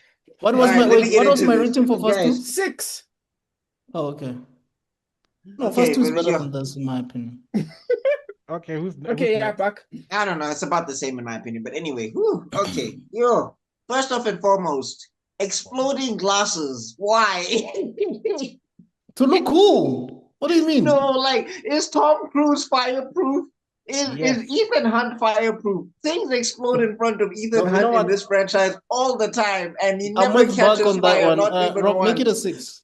I'm with Buck. They're the same. It's another Fast and Furious. They're the same. I'm just saying, like, yo, the stuff explodes in front of Ethan Hunt all the time. And then also, first off and foremost, Ethan hits it once. And look, Tandy Newton looks amazing in this movie. But Ethan Yep. hits it once, and that bra is in love. Like, That's all he yo. needed, my G. Those 2 Yep. minutes changed everything. Man, like And 20 she's minutes also later. in love. Like, they have an argument like they've been married forever. Yep. Like, I think with a little bit of tweaking and a little bit of writing, it would have been better if they played up Ethan Hunt's sense of honor and her sense of survival. Like, I just think if they tweaked the dialogue just a little bit to be like, Ethan Hunt doesn't want somebody who's not a spy to be involved in the spy game. And she's like, I'm a thief. I don't have allegiances to things. And then maybe develop their relationship from there. Like, they tried to hint at it, but they fast forward through that development like quick. Whew. This man is So that describing was Dead one thing that Reckoning. made me laugh. Yeah, that was one thing that made me laugh. Also, another thing that was hilarious about this, the villain, I'm telling you, he's been reading from the annals of Mokay's mom. That brat has been reading from the annals. Like, if you listen to his dialogue, oh my, like at some point, I think he says women are natural betrayers or something like that. I was like, jeez. Who hurt I you? think that was actually Anthony Hopkins who's like, she's a woman. Oh no, she can Oh, absolutely yeah. Yeah, no, also Anthony Hopkins' character, she's like, oh, she's good at lying and sleeping with men and yeah. lying to She's them. got the You think she training needs already. Yeah. training? She's got the Yeah, she's training. like, she I doesn't was need like, training. Yeah. gee, like, yo, it's like, was Yeah. Mokay's mom and The did she write a misogyny Sun Tzu in book? this movie is Dog, the crazy. writer. She wrote Jesus. like a book and every man was reading from it. Okay, never trust a woman. The Yeah. prettier she is, the more deadly. Oh Yeah, my these gosh. writers had issues. They needed a hug or something. Yeah, and then also like Therapy. even the They bad needed guy. therapy. And then even the bad guy, like when Yeah. he finds out that Tandy Newton is like betraying him or whatever, he like cries, and I died laughing. I actually like that scene. I actually thought that scene was great. I'm going to defend that scene. I'm like, this No, nigga's trying to win an here's Oscar. what made me laugh. Here's what made me laugh, right? First off and Yeah. foremost, like when his henchman calls him out and he's like, gee, like this is no good or whatever. First off and foremost, you went to get her. Like they got her out. She was in prison, they got her out. That's why she's there. So that's one. Two, the bad guy himself says, yeah, I'm horny. So screw your logic, and cuts his finger. Yes. Bro, I would have quit my job right there and then. Like, what the hell is going on here, man? $37 million. You're lying. I can grow a new finger, but anyway, yeah. So, and then that's what made me laugh. This is what made me laugh. He's a rogue agent. He's betrayed everybody. He's betrayed he's people betrayed for money. IMF. Yeah, you're right. Yeah. And then when he gets betrayed, he breaks down and cries. And I was like, what? Yes. Yeah, it was very you know what? Homelander, actually. Whoa. Let me tell you Tandy this. Newton, Wu-Tang Killer be on the swarm. Oh my God. I've lost count at the amount of men who go on cheating on their girls left, right, and center. And the second she even so much as says, "This guy wrecked my booty hole for years," he acts like he was stabbed through the chest 17 times over. No, I laughed. I found it hilarious. I'm and sorry. every time, like, anyway, that's why ladies listen to me. Whoa, wait, hold on. Hold on, ladies, listen to me. If he cheats on you, sleep with his dad. He will never survive. Wait. Thank you. Jesus Christ. Whoa, okay. Back to my review. Good God. Yeah.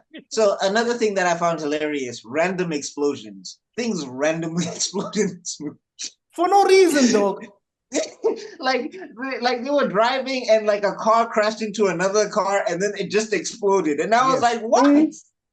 Why? Do you remember Ethan Hawke's motorbike was the best one?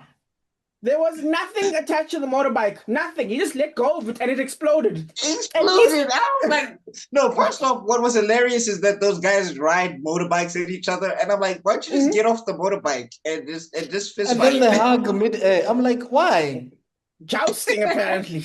Yeah. Oh man, I found anime that so logic. Because here's the thing for Ram me with this defined it movie. perfectly. That's Goku and Vegeta when they were holding hands. Yes, Like, what are y'all doing? What fighting style is logic. this? When you're bumping do not knees. insult Goku and Vegeta with this. And also, what soccer kick was that where you can kick the gun and it goes up in a straight line? Not even like at an angle, but in a straight line. So I'm not even gonna laugh. Like when I was watching this movie, like for most of it, I was like, yeah, this is all right. It's not bad. And then the third act just starts going crazy. Like I lost my mind. I lost my mind legitimately when they're fighting, right? And then Ethan Hunt gets his hand on the knife. He gets his hand on the knife, and that bra's like, yeah, do it. It's not a bad way to go. It's better than that bitch or whatever. And then he throws the knife, and he starts a top kyuken. Tatsumaki senpu kiyaku. He just starts spin kicking. And I'm like, dude, like there's so much spinning in this movie. Like Tom Cruise is a helicopter. He just keeps kicking this man. And that is how you just explained it. You see, every Saiyan knows that you to a Zenkai boost whenever you almost lose to something, you accept the power. The last movie, he almost got impaled by a helicopter, and by that virtue, he has simulated the powers of the helicopter. He absorbed it. That helicopter is now a part of him. Like he wanted to outdo Van Damme that year. For some reason, like, bro, he is kicking this man so many times. He is drop kicking this man. He is spin kicking this man. He is jump kicking this man.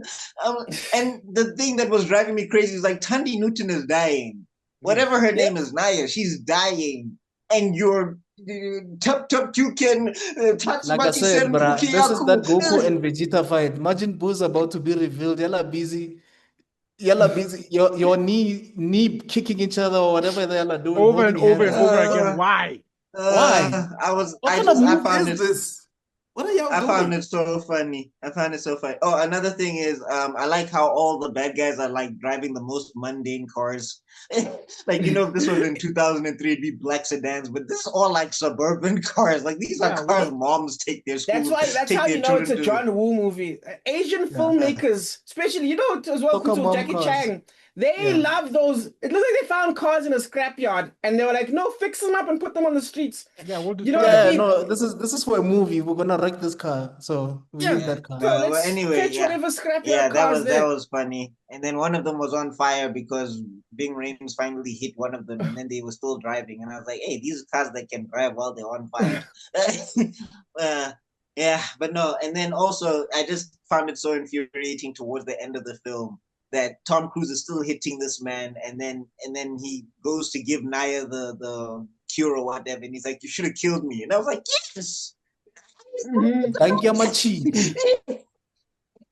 Like he had you dead to rights with the gun, and then you had to slow motion spin to shoot him. You could have just killed him.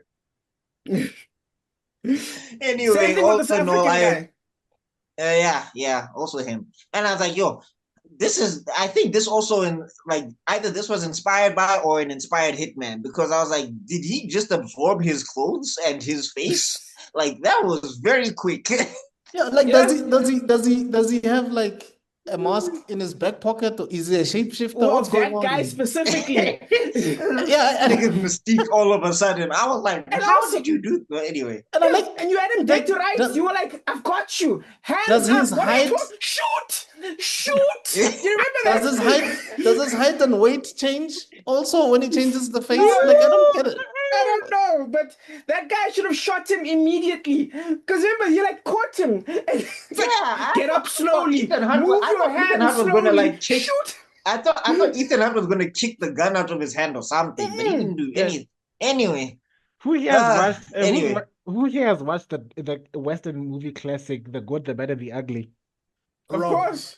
There's a line okay, go ahead. Yeah. There's a line I love that I always quote whenever I see stupid things like this. It's from I know Tuku. what you're gonna say. If you want to shoot, don't talk. Shoot, don't talk. Every time.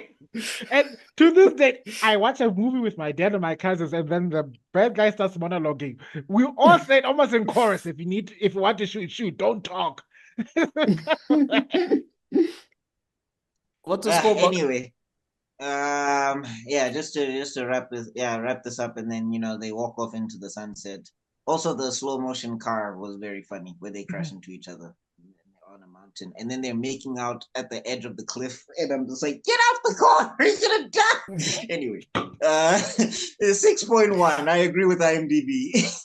No, 6. I'll give it a 6. Okay. The third act knocked it down. It was like a 7, and then the third act, he just kept spinning. And I was like, stop spinning and kill this man. I'm not gonna lie, this movie is the most forgettable of all of them. And point in case, have any of you mentioned anything about the plot? There was no plot. It's a love story. Exactly. No, Kanene, it's the It's a love triangle.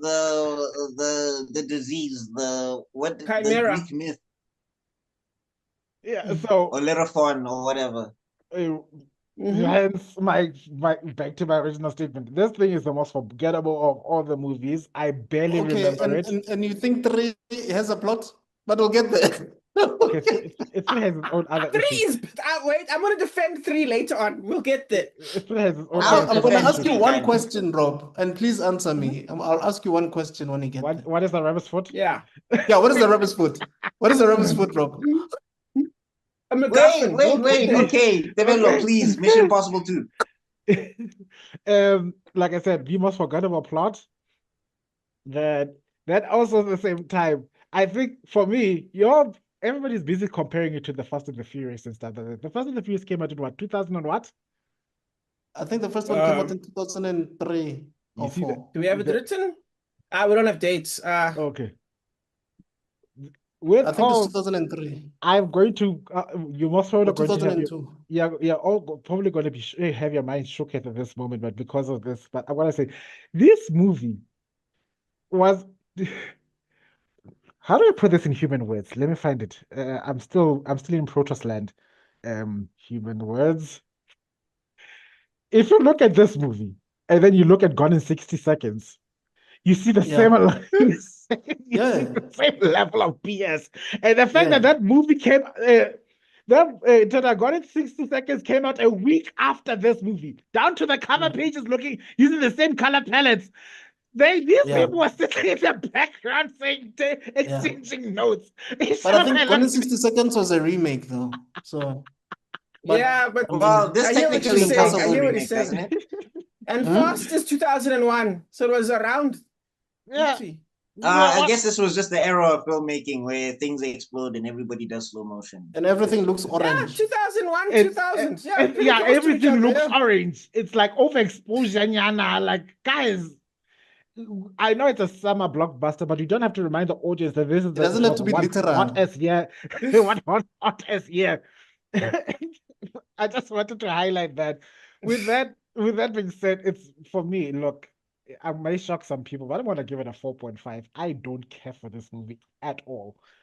It's one Fair of those enough. movies like you pretend it didn't exist. Like it's I think one of the things that hurt this movie is Tom Cruise was trying too hard. To be an I think. action hero. Woo. Tom That's Cruise was why trying- he was spinning. Like, yeah, I'm just saying, like, I think, like, the spinning was okay. I understood. Okay, you're an agent, you're fighting this guy. I get it. Fine. When he picks up the knife and throws it and starts spinning again, I was like, all right, Tom Cruise. God damn it. the only thing that would have Really, made for it me, it had to be the shooting. This man was dead shot and bullseye. And you see, like they were all shooting bullets. He would go around the corner, bah, one bullet, come back under. Yes. Hit the guy. I can buy that. It was the spinning for me because I was like, you've killed like 60 of these dudes. You have the opportunity to kill the guy who's been vexing you, who smashed your girl. He's been the bane of your existence for this entire movie. Nope, I'm gonna start tap puking. Why? Okay, so before Rob comes in for the third one, I just want to say this one came out in 2006. It was directed by J.J. Abrams. We've mentioned J.J. Abrams a few times on the channel, but just to give someone an idea who this guy is, if you have no idea, he directed Star Wars, Force Awakens. He also did Star Trek and Star Trek Into Darkness. He Also did Rise of directed, Skywalker. yeah, Rise of Skywalker as well. And he was heavily involved in Fringe. He also directed some episodes on Fringe. And he collaborated with Alex Kurtzman and Roberto Occi, who also did Fringe. And they did the Transformer movies, I believe, some of the Transformer movies. Ving Rhames comes back in this one. Billy Crudup. Rob and I spoke about Billy Crudup in the past. He's the guy who voices Dr. Manhattan, or plays Dr. Manhattan before he transforms into Dr. Manhattan in the Watchmen film. He was in Inventing Abbots. He was Flash's father in the Justice League before he was recast in the movie. That guy who who becomes the villain in this movie, low key, actually.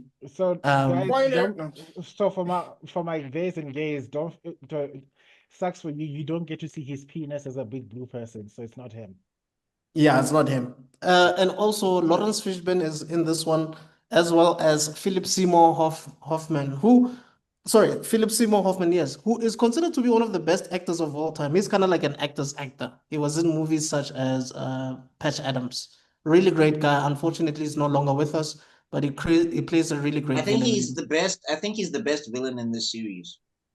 Even Can though I he's just say, nonchalant most of the can we time, not but can we not put Patch Adams as Philip Seymour Hoffman? Please think of The Master but that's one of his or something movies, like though. that, but not Patch Adams. But Jesus. it's in Patch Adams. Okay, which movie did you But want I'm me just to saying, but mention? like that's the one. Which one did you want me It's to like me mention? saying Michael Jordan, guys, the basketball player, known for the TV show about his shoes. No, it's basketball. Talking about You can't Space Jam. compare- He was in Space Jam. What's your problem? Don't picture the worst movie It's the for Space him. Jam. I'm Okay, Rob, disgusted. please take us through Mission Impossible 3. Yeah, and tell us Okay. which movie that you want to mention. I That is in. The genuinely Master is appreciate a your masterpiece. indignation.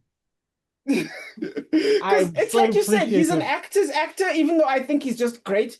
Like, for example, like you know He's how Buck amazing. says he's the best villain? Think about it. I would say this one and 4 are the least we get out of a villain in terms of Agency. time Mm. and agency, yes. Yes. 3 and 4 are the least. But Philip Seymour Hoffman's character is so strong that it feels like we got a lot of him. But we didn't actually. And he goes out Yeah. quick. And one thing I've realized about these movies is an actor who might be stronger than Tom Cruise in terms of acting ability is either his superior in the film or a villain. Mm-hmm. You know what I'm saying? Oh, yeah. Like it's the people one of who the don't two. get screen Yes. time. Yeah, the people who barely get screen time are usually like Anthony Hopkins in the second one. Yes, has probably I don't like know. 2 minutes By the way, or something. it's an all these movies are all-star casts. You're actually right on that one. 1, 2, 3. They're weirdly talented crew people. Yes. I mean, I feel like that's why I think the Fast and the Furious, even though it kind of sucks, everyone still likes it because every now and then they'll fetch a legendary actor for no reason. Like Can Kurt anyone Russell. explain Brie Larson? Can you explain The Charlize Oscar-winning Theron? Brie Larson. Can Yes. you What? explain? Yeah, 2 Oscar winners. Can you explain Oscar winning Tyrese at least Theron and Brie Larson? Oh God! Helen Yes. Mirren, bro. What? Exactly. Why are they suddenly? Yes, I'm Helen Mirren telling as you. well. I'm telling Like you, 3 And Oscar then winners in this movie alone. Yes. Like in one movie. You're like, why? I'm going to bet you actual cast that one of in the future films, Meryl Streep is gonna carry it. To watch. yes, She's going to- 100%. She's going to be She's the gonna, next she's villain. gonna chop some. Cumberbatch. She's gonna karate chop some man in the neck, and he's gonna fly 50 yards. Oh yeah, Yeah, sorry. yeah, Just to he's gonna mention, cut in Maggie half. Q is It's in gonna this be movie. Charlize Maggie Theron's Q, grandmother. I You're mean, like, I'm more she evil was than you. she was in movies such as New York, I Love You. She was also in Naked Weapon, and she was also in the King of Fighters movie that nobody talks Oh, about. is this okay? Well, anyway, I'll wait till I get to my turn. But Rob, please. Thank you, sir. Oh, and Michelle Okay, Monaghan. She's well- very important, by the way, throughout the franchise. Yeah, Michelle poor Monaghan is Rob. very Rob important. falls clean off. Yeah, that was an Okay, we anime had- moment. But I Yeah, had I to just mention her. No, I had to mention her. All right, cool. Rob. Okay, cool. Hey, Jesus. Okay, I'm sorry, Buck. Okay, cool. The No, the trilogy guys. I'm Okay, playing. Right? go. You got this, and buddy. action. Hey, Mr. Ref. Okay, this is the third one. This is basically seals off the trilogy. I feel like with these movies, right, you never really get the impression that you're supposed to know all the movies, but I think you are supposed to know all the movies. So I think this movie, what it does is it relies on that.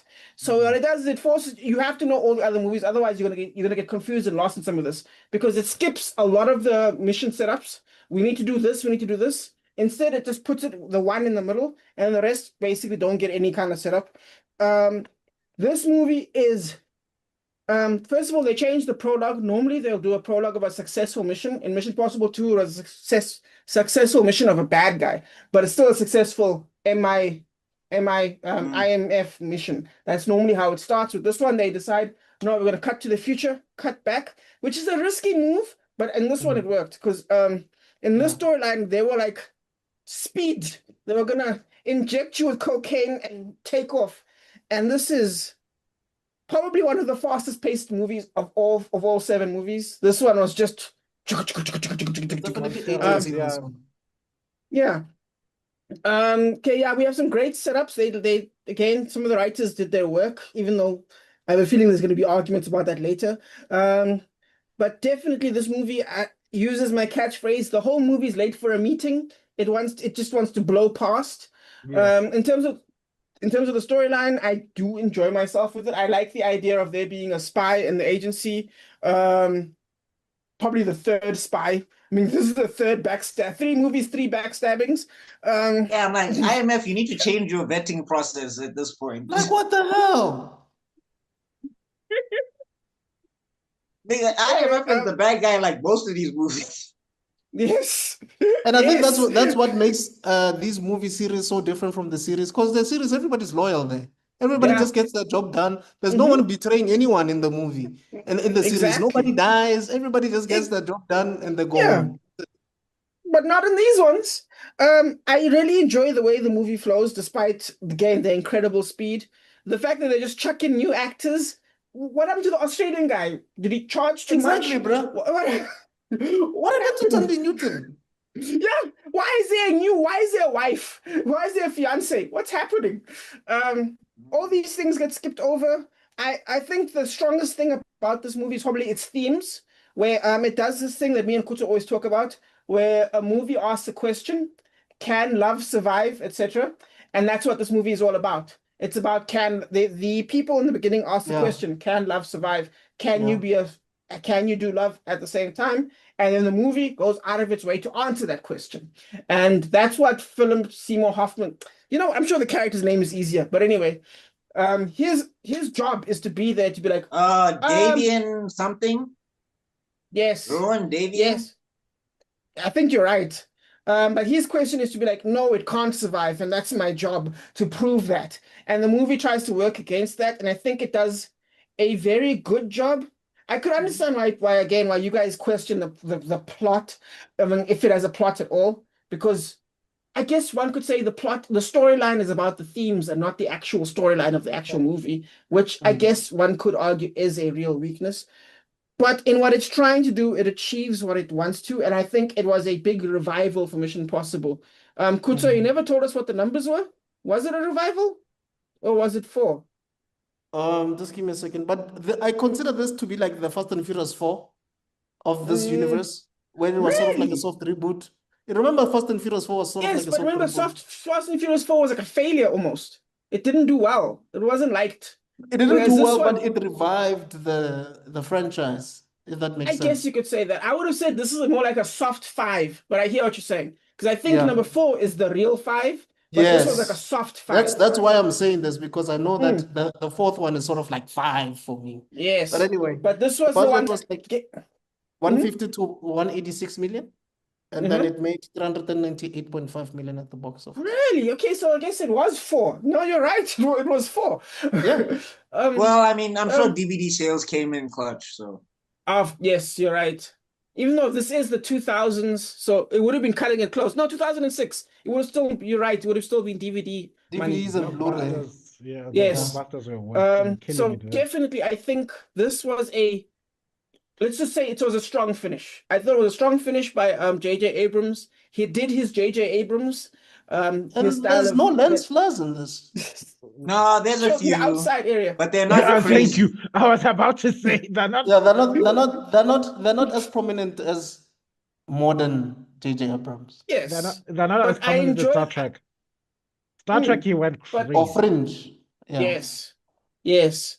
But I think the idea, okay, to finish it off, I think the themes were so strong in this one that they almost forgot about the bad guys. Like legitimately, the villain, he gets punched. He gets punched. They throw him in the road, sorted, nice and quick. And then the best friend slash bad guy gets shot by the girlfriend.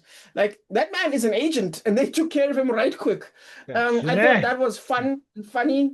These were not supposed to be big finishes. I thought that was interesting because again, it Yeah. pushes the themes about the two of them being in love. He trusts Yeah. her with his life, and it Yeah. comes together much better than it did in number 2. So for that, I'm definitely going to give it big ups, and I'm going to give it a strong 8 out of 10. Yeah, I think just put an 8 with me as well, because that's exactly what I was gonna give it. Wow. Oh, you don't want to talk about I it love though? this movie, man. For me, I think it's the movie that I remember the most, like in terms of what really happens in the movie and how it unfolds and all of that. I think you and I have spoken about Mission Impossible 3 a couple of times on the pod when we're talking about other things. Philip Seymour Hoffman, come on.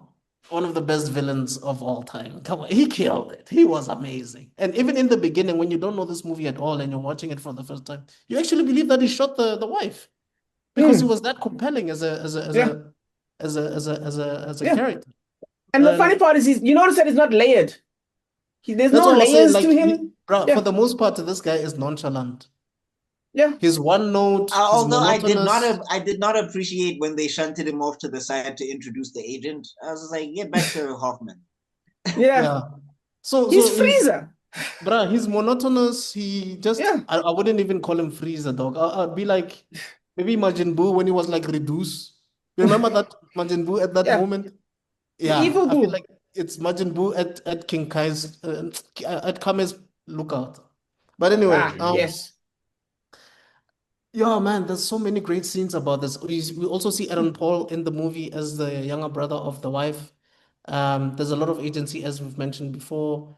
J.J. Abrams really knows how to capture action well. That iconic scene at the bridge that was even shown in the trailer, if you remember, where there's an Yeah. Where explosion and Ethan then Hunter is fireproof again. The drone. yeah, The yeah. laws of physics. Do you know what? The physics that were used there were the same physics from Django, where it's like, and the guy goes sideways, and you're like, I'm not sure that's how physics How? works. I don't think that's how it works. You know, like in the Matrix, No, for I mean, example. but also all these guys ride explosions. I'm like, Hollywood keeps making people ride explosion waves, and I'm like, the debris and shrapnel and stones and rocks would be in your back. Bro, even when Philip Seymour Hoffman dies, he gets hit by a car, no blood splatter, fuck all, nothing. Oh yeah. Like, No, like, oh, also got the he gets shoe. hit alone. Nothing happens to Tom Cruise. Tom Cruise is just Yes. comfy under the We car. just see a shoe. That's the only indicator that that is Yes. dead. And you hear the shoe hit the ground. That was that's funny, actually, dog. that's actually realistic though. Knock the shoes right off. Do you know how hard that shoe is, dog? There's no softness in that shoe. It just makes a hard sound. Like, I'm like, Jesus. But anyway, Mr. X, what did you Yeah, say? Billy Crudup, man, he killed the role. But you know what I've noticed about these Mission Impossible movies when I was watching them, now that I'm an adult in my 30s, I see so many uh loopholes, you know. Like I'll give you an example. In the first one, you could clearly see that John Voight was the villain because he's the one that was controlling the elevators. It was him all along. Duh. You know what I mean? Even in this one, like with Billy Crudup, when he was giving Ethan, I think he gave him something so that he can, you know, Break out, escape or yeah. something. How did you Yes. know about the wife? How did you know where the wife was and that she was kidnapped and all that? Yes. That's the part where you should start saying, okay, this guy, he's onto it because he knew information that nobody knew. You know what I I mean? mean, So to me, it was even before then. For me, it was oh, so the mission works when then the two people up top don't know about it. Now the mission works clean. You know what I mean? exactly. Yeah, because you remember Lawrence Fishburne said that, were you aware of this? And he said, yes, I was aware of it. And he says, okay, good job. You know what I mean? Yeah. Yes. But anyway, but apart from those small things, which we'll always find, Develo says this all the time, that you'll always find a loophole. Plot It's hole, a good loopholes. movie Yeah. nonetheless. So yeah, that's my take. Okay, so for me, again, I think this is my favorite of the Mission Impossible so far. One thing I don't appreciate though is that I think Mission Impossible, especially from this one going forward, I mean, even in 2, I guess it like they start this repeating habit of they introduce somebody who's supposed to be integral to Ethan Hunt's life, and we've never seen this character. We don't know who they are, how they've come to interact with Ethan Hunt, but they have a profound effect on him, and I'm like, I Oh, you mean may in the feel IMF? something if I knew this person. I don't know why Ethan Hunt is sad here. Anyway, Exactly. yeah, that's kind of how I felt about the wife. I was just like, who is this? Why did like It would have made sense if it was Sandy Newton, actually. Yes. Oh, okay, fine. Don't even get Sandy Newton herself. Just recast and keep Naya. Like keep the character going because this doesn't make sense to me. I don't know how I'm supposed to relate or attach to this person at all.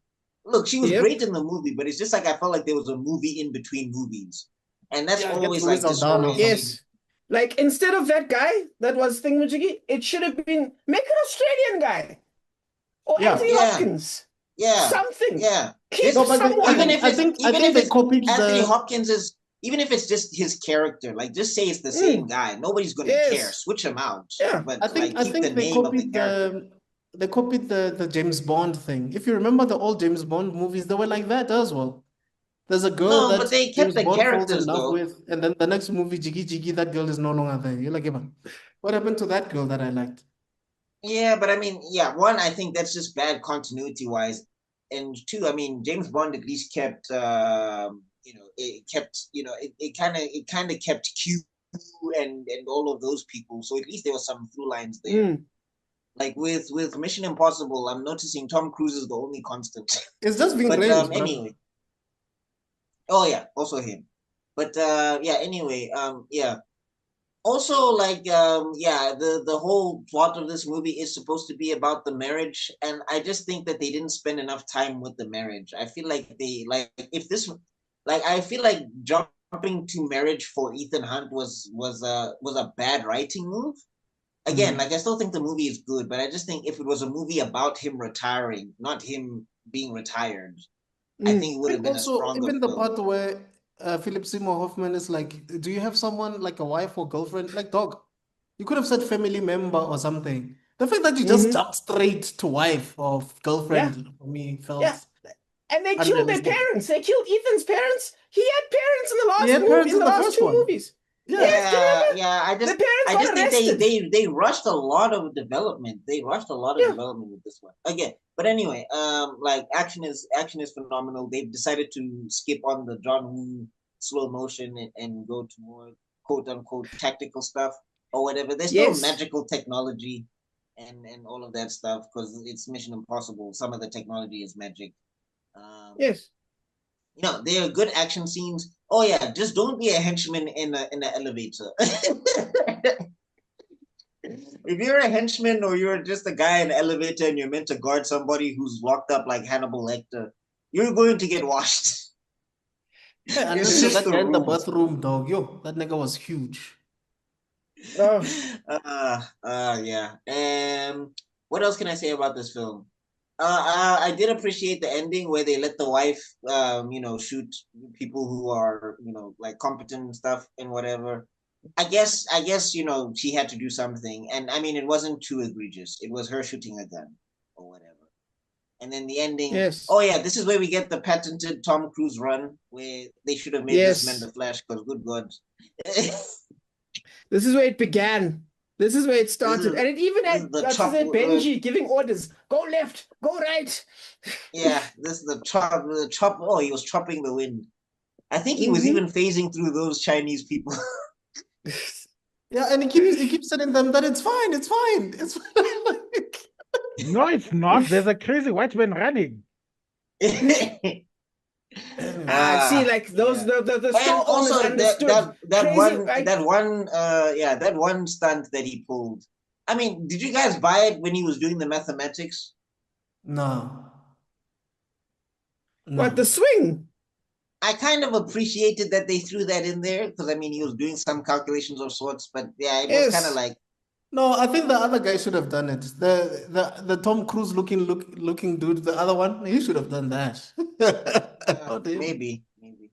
Also, it's just like the thing is though, is like I think they're inconsistent with his intelligence because like yeah, Yeah, in number one he exactly. figured out John Phillips very quickly, and then he gets dribbled here by Billy Crudup or whatever. Yeah, And it's just like like that doesn't make okay, sense. but then he starts doing physics and mathematics to make a giant swing to save his wife. And Oh, also there was one shot. There was one shot that looked very Batman Begins. I was like, this looks like a Batman Begins shot. I wonder if they. But anyway, that's just me being a fan of Batman Begins. Yeah, Mhm. all in all, though, I'll give this one an 8. Oh, cool. interesting. Oh yeah, and It's a also great. I love how they never answer what the rabbit's foot is. That was so funny. I Hey, think that I dog. think they did that deliberately. No, Yeah, they no, that was did. the I think ending. the Yes, writers knew. I think the writers knew that they didn't know what the rabbit's foot is. Like it's just a random doomsday device. because And then they knew it didn't no, matter. And they also knew that the story was good enough without you knowing what it is. Yeah, it's a yeah, it's MacGuffin. what's this Lawrence Fishburne? Who I'm glad is not a bad guy because I was like, come on, he's like the only other black dude in these films. But anyway, I was like, They still called him a DEI hire. Yeah, oh they called god, him a affirmative action. dude.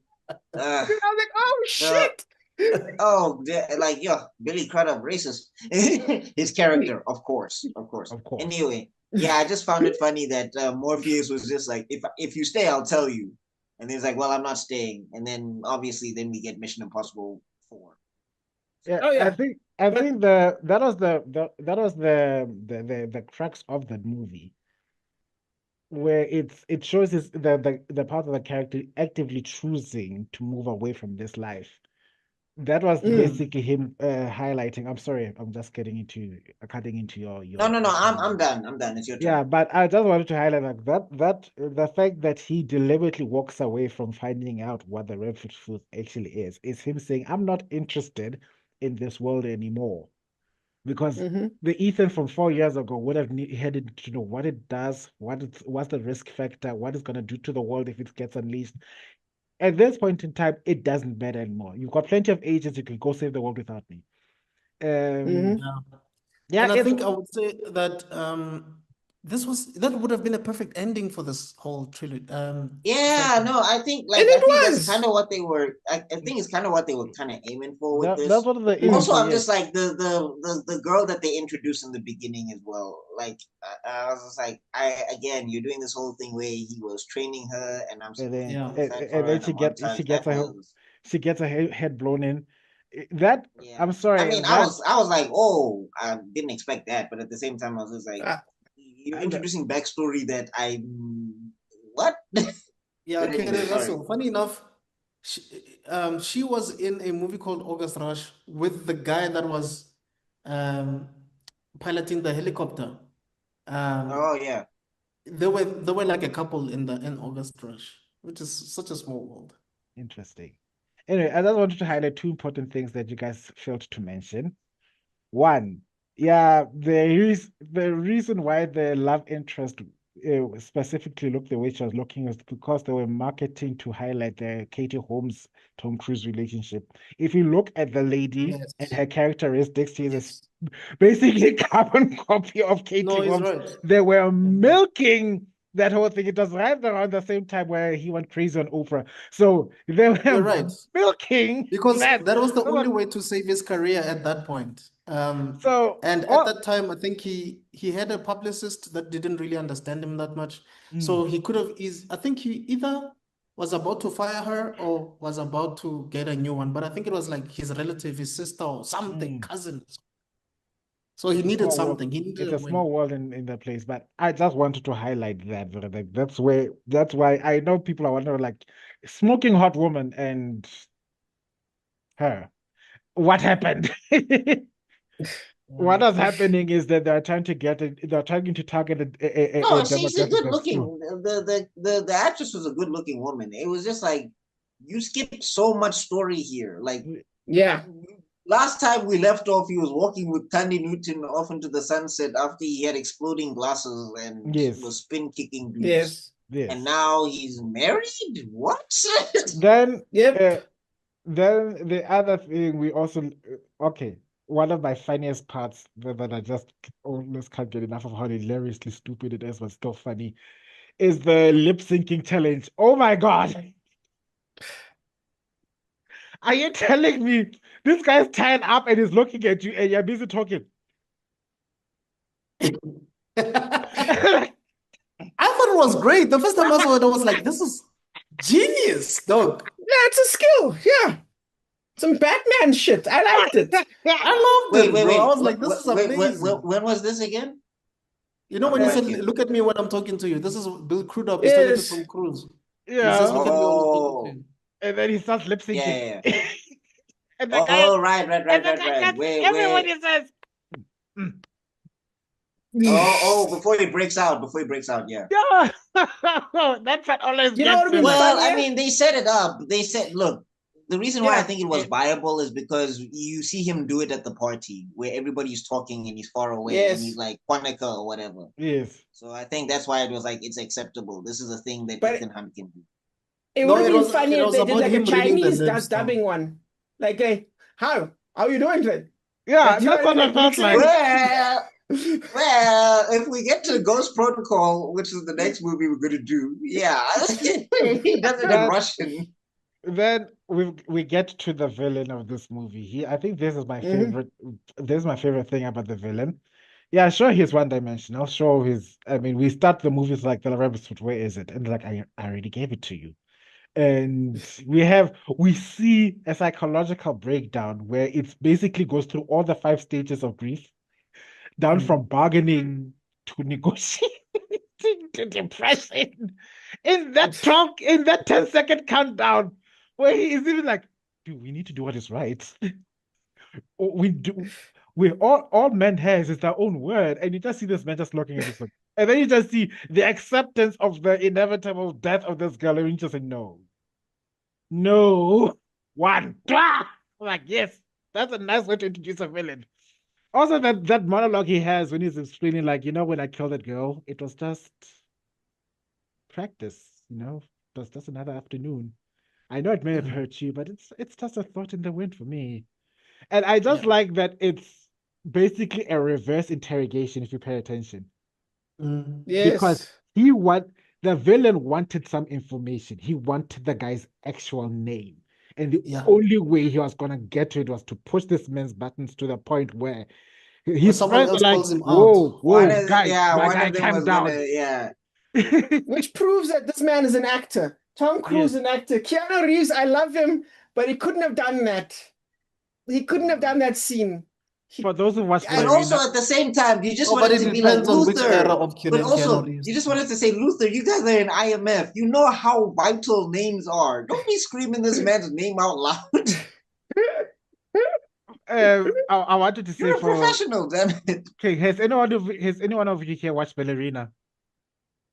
No, Not not yet. yet. Okay, then Not yet. let's just say Keanu Reeves worked hard for that money, né? Because yo, the amount of money he made for every word. Okay, I heard it. He barely talks. I heard about that. Yes. Yo, I was impressed. You're like, we're not gonna give you full sentences for what? Yeah, but Okay. anyway, It's like the more sequels they make, the less words he says, just like Vin Diesel in Fast and Furious movies. Anyway, Basically. So once again, the villain. The other thing that I found ridiculous is the technology of putting a bomb inside a man's brain. Do you know? None of you have you should experienced. be dead already. My point exactly. The pain you have from just having the soft palate on the back of your throat collapse is so excruciating. You can't focus on anything, and then you're gonna tell me you're gonna take a gun and go boom, and then it's gonna give you the world's best headache and explode. Yeah, then anyway, it's one of those things that are very hard to believe. But with that being said, that the one of the funniest lines I remember with this movie was like, "I'll die if you don't kill me." But I still chuckle to this day when I think about that. and also like there's a lot of scenes where there's explosions that are necessary. Why did Ethan have to like? Why did he have to blow up that building after rescuing that girl? Why did he? Okay, the second. Okay, the part where that where the van had to explode because there was a drone following them. That made sense. But it feels like they did it before they even knew they were being followed. So I was like, why are you blowing this thing up? For what? because because nothing destroys evidence than a big explosion. I mean that why do you think that laptop gave them nothing? I like where Jedi was Simon giving Pegg. where Morpheus was busy yelling at them. It's like the laptop is fried. I mean the guys in NITI refer to it as crispy, and Yeah, that was a you nice line.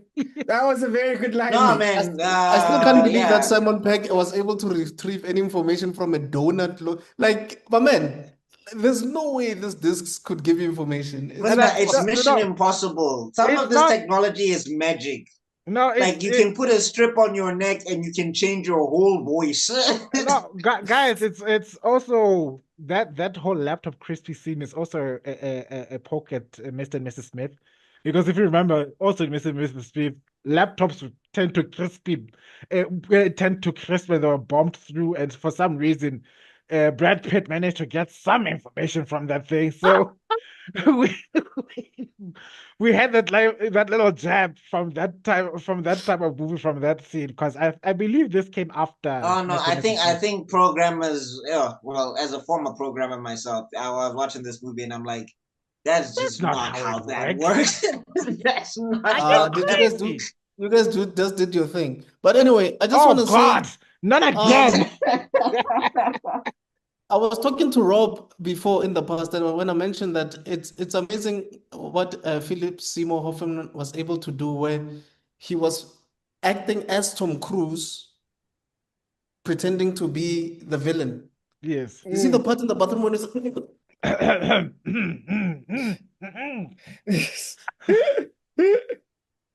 bruh, that part was amazing. Also, even when he was from underground, immediately when he put on the mask and was going up, and I was asking Rob, are you telling me that Philip Seymour Hoffman was doing these action sequences as himself, pretending to be Ethan Hunt? It's like, Yes. yeah, Yeah, that's Yes. amazing.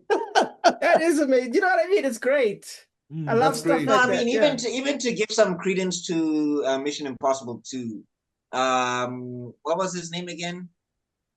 Daman or The Afrikaner guy. no, the main bad guy. Oh, you're talking about Um, Douglas Scott. Douglas Pussy Scott. Whipped. Yeah, Doug Ray Scott. Mr. Pussy Whipped, When yes. well, no, actually, no. Sorry, Tom Cruise. I mean, when Tom Cruise was acting evil, and you could see something was oh off with Ethan Hunt. yes. Oh, I yeah, was like, Yeah, when definitely. you in sorry, the I meant to airplane give where it it's to like, why you keep calling me yeah, Dimitri? Yeah. yeah, just to give it to Tom Cruise. He was also really good in Mm, that scene. Yeah, yeah. 100%. Yeah, I think that's what puts Mission Impossible kind of above your average spy thriller. Is that these guys are Yes. really they're throwing in performance. The Yeah, great that's why there's so actors. many sevens here. Like I even was surprised by how many sevens are actually in the Mission Impossible franchise. I was like, well Yeah, done for definitely them. better actors than the Fast and Furious actors. And I'm not saying they're horrible, I but these look, guys are like stage actors and stuff. You know what I'm saying? Like these are Oh no, yeah. thespians. I won't Yeah. lie. Thespians. I was having a discussion with my cousin years ago because that's what and I still think hold true, even though you've given evidence that proves a little bit against it. But I thought the Mission Impossible films were the American answer to the James Bond series. 100%, man. Like I So said. that's always what I felt, and that's why I thought there Yeah. was always going to be more and more because I think the reason why people are thinking this was the last movie was because somebody had slipped or sort of slipped that the James Bond series is ending. So they thought like, oh, okay, the competition is now finally winding down, and then psych, nope, Daniel Hello, Craig. Craig. Oh no, Yeah. not you as well. Yep. And he was Yeah, in his that is 40s true. at that time. Why did I mind click with you now? I don't know. But anyway, what's your Okay. score? My score, I'm going to give it a decent, yeah, 8. It's my second favorite. I'm going to give it an Oh, 8 or triple an eight. 8. Well, no, quadruple eight. Yeah, Quadruple it eight. deserves an 8. It worked hard It's for never that 8. happened. Even It's a though it good got poker hand. shameful, yeah, it's And Okay. then, good. of course, in Mission Impossible 4, everyone except for Ethan and Luther was fired. You're fired. Again, You're fired. Everybody out. No, get but out! I'm saying even Luther decided to bounce. I was just like, why weren't you here for this mission? I don't what. Yes, No, no, that's guys. true. Okay, before we get into it, I'll give you guys a reason. I mean, Simon Pegg is the IT guy now, so Yeah, Luther's no Mhm. longer necessary. But anyway, yeah. So much for this the one was DEI directed by hire. Brad Bird. Brad Bird is the guy who directed The Incredibles 1 and Yeah. 2, and he also directed Tomorrowland, and he also directed what else? He directed some interesting movies, to be honest with you. Not And like I said, Tomorrowland. sorry. I was saying interesting movies except for Tomorrowland. Anyway, I like carry on. Tomorrowland, actually, if I'm being honest. But You anyway, like many things that many people would argue Hey, dog. against. So you're the counterbalance to the If he world. says he likes Coke Zero, I'm going home. I liked Coke Zero uh, back in the day, the original one, not this new flavor they relate. Back then, I used to be a Yeah. Coke Zero whore, but like that All right, awesome so yeah, advert. back to the Who what remembers were you Yeah, the advert saying? with sorry. the Yeah. Back to the ex-girlfriend? That one, ends up Sorry. going up the propeller. Yes, that's the Coke Zero I'm talking about. it's okay. It's okay. Anyway, he also did the Iron Giant, but you guys already knew that. But anyway, this stars Yes. Paula Patton. She was like Robin Thicke's wife for millennia until they broke up. But she was also in a movie called Jump in the Broom. She plays like the female in this one. And she is quite good looking. She was also like an extrañana in Wh- Hitch, if you When guys I hear remember Hitch. jump in the Yes. Um, broom, She's quite brolic though. She looked like she was like decently built. Even though like there's sometimes Yeah. she's one yeah, punch no, and she's leave. been like that for a minute. I'm She's She saying kind of there's looks like like sometimes where her she's one she action punch and scenes leave, and helps out I'm make the just sense. like, CGI. okay, that's not how. I was like, all right, okay, IMF powers. I have to give her IMF powers, I guess. Anyway, Yeah.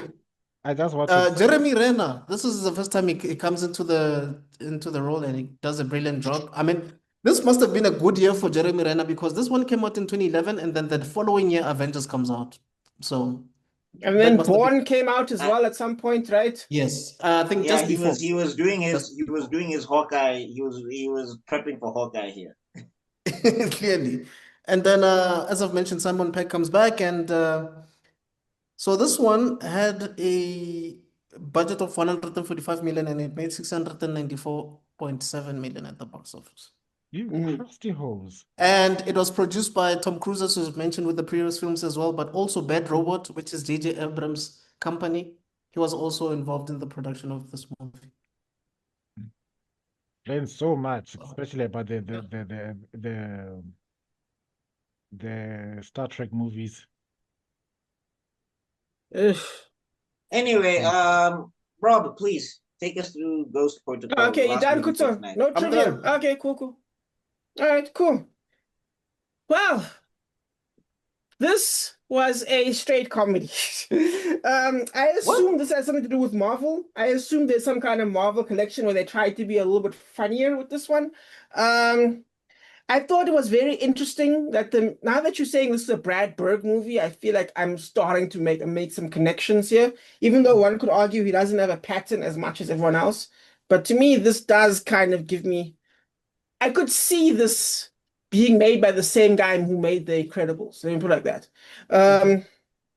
Really? Okay, let me just put it like that. Because again, the machinery constantly fails. First the phone, second the hiding machine, then the photocopy machine, then the hand thing breaks. A lot of things break in this movie. And also all the plans, every single plan that seems to be formed takes a beating. I don't think even one plan succeeds, literally in the entire movie. Yeah. That's true. I also thought it was pretty cool. It seems to be they playing on the improv of the situation.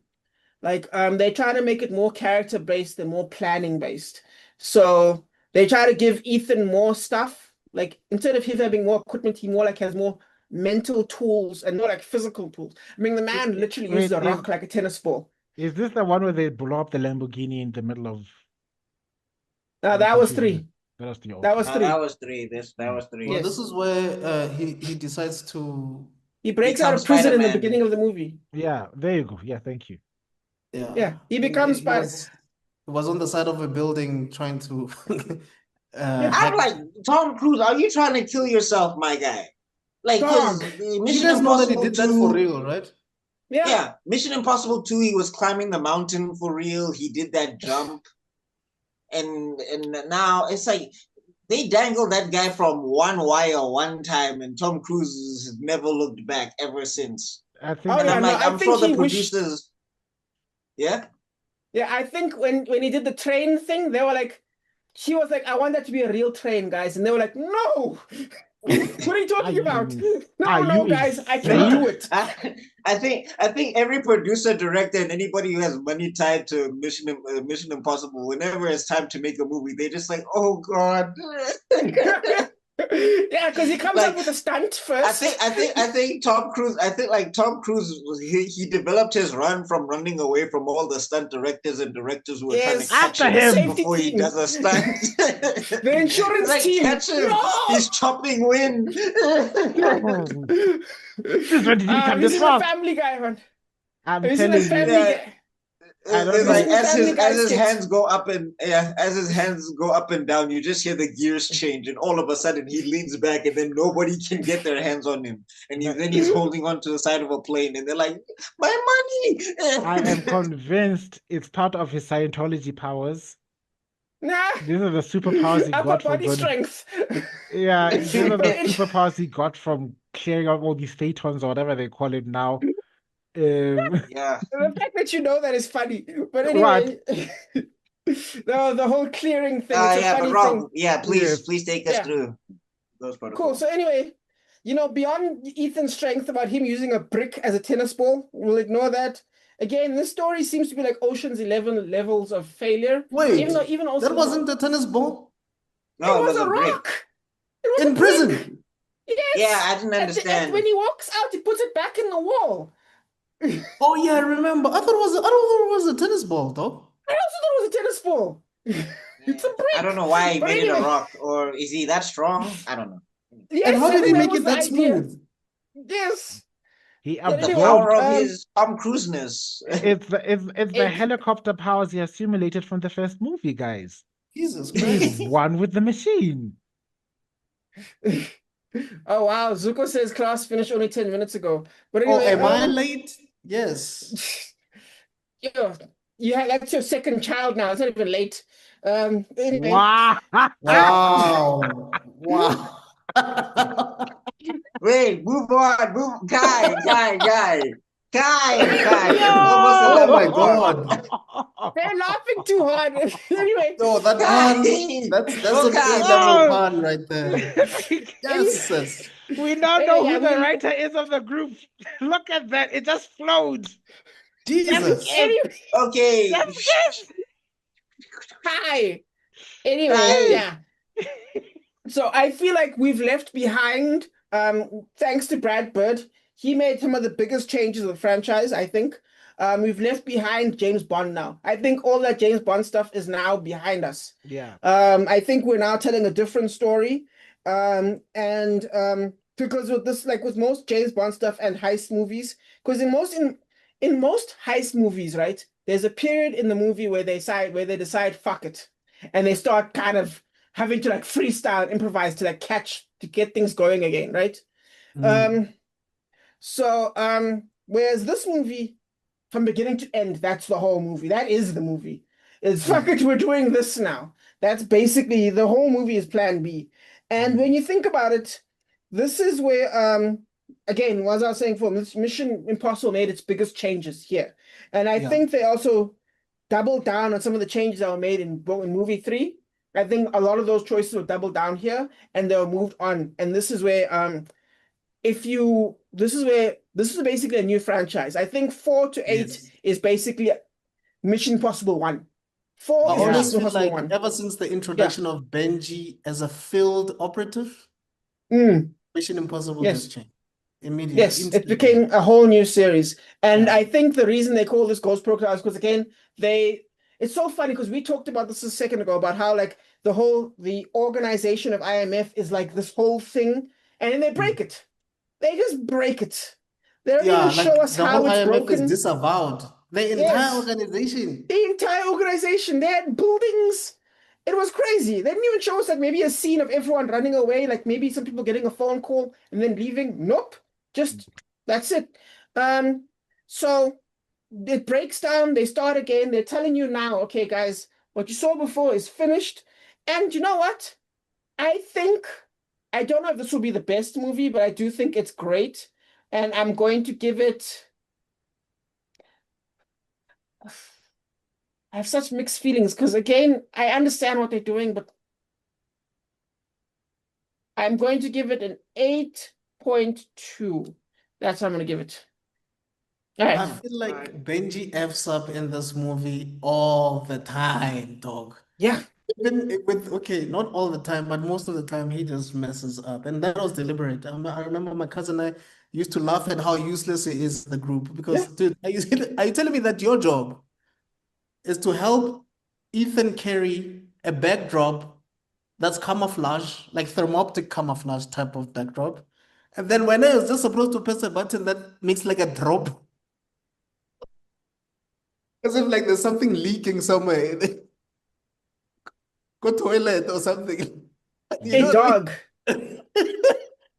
And you somehow nearly messed that up. Like you almost messed that up.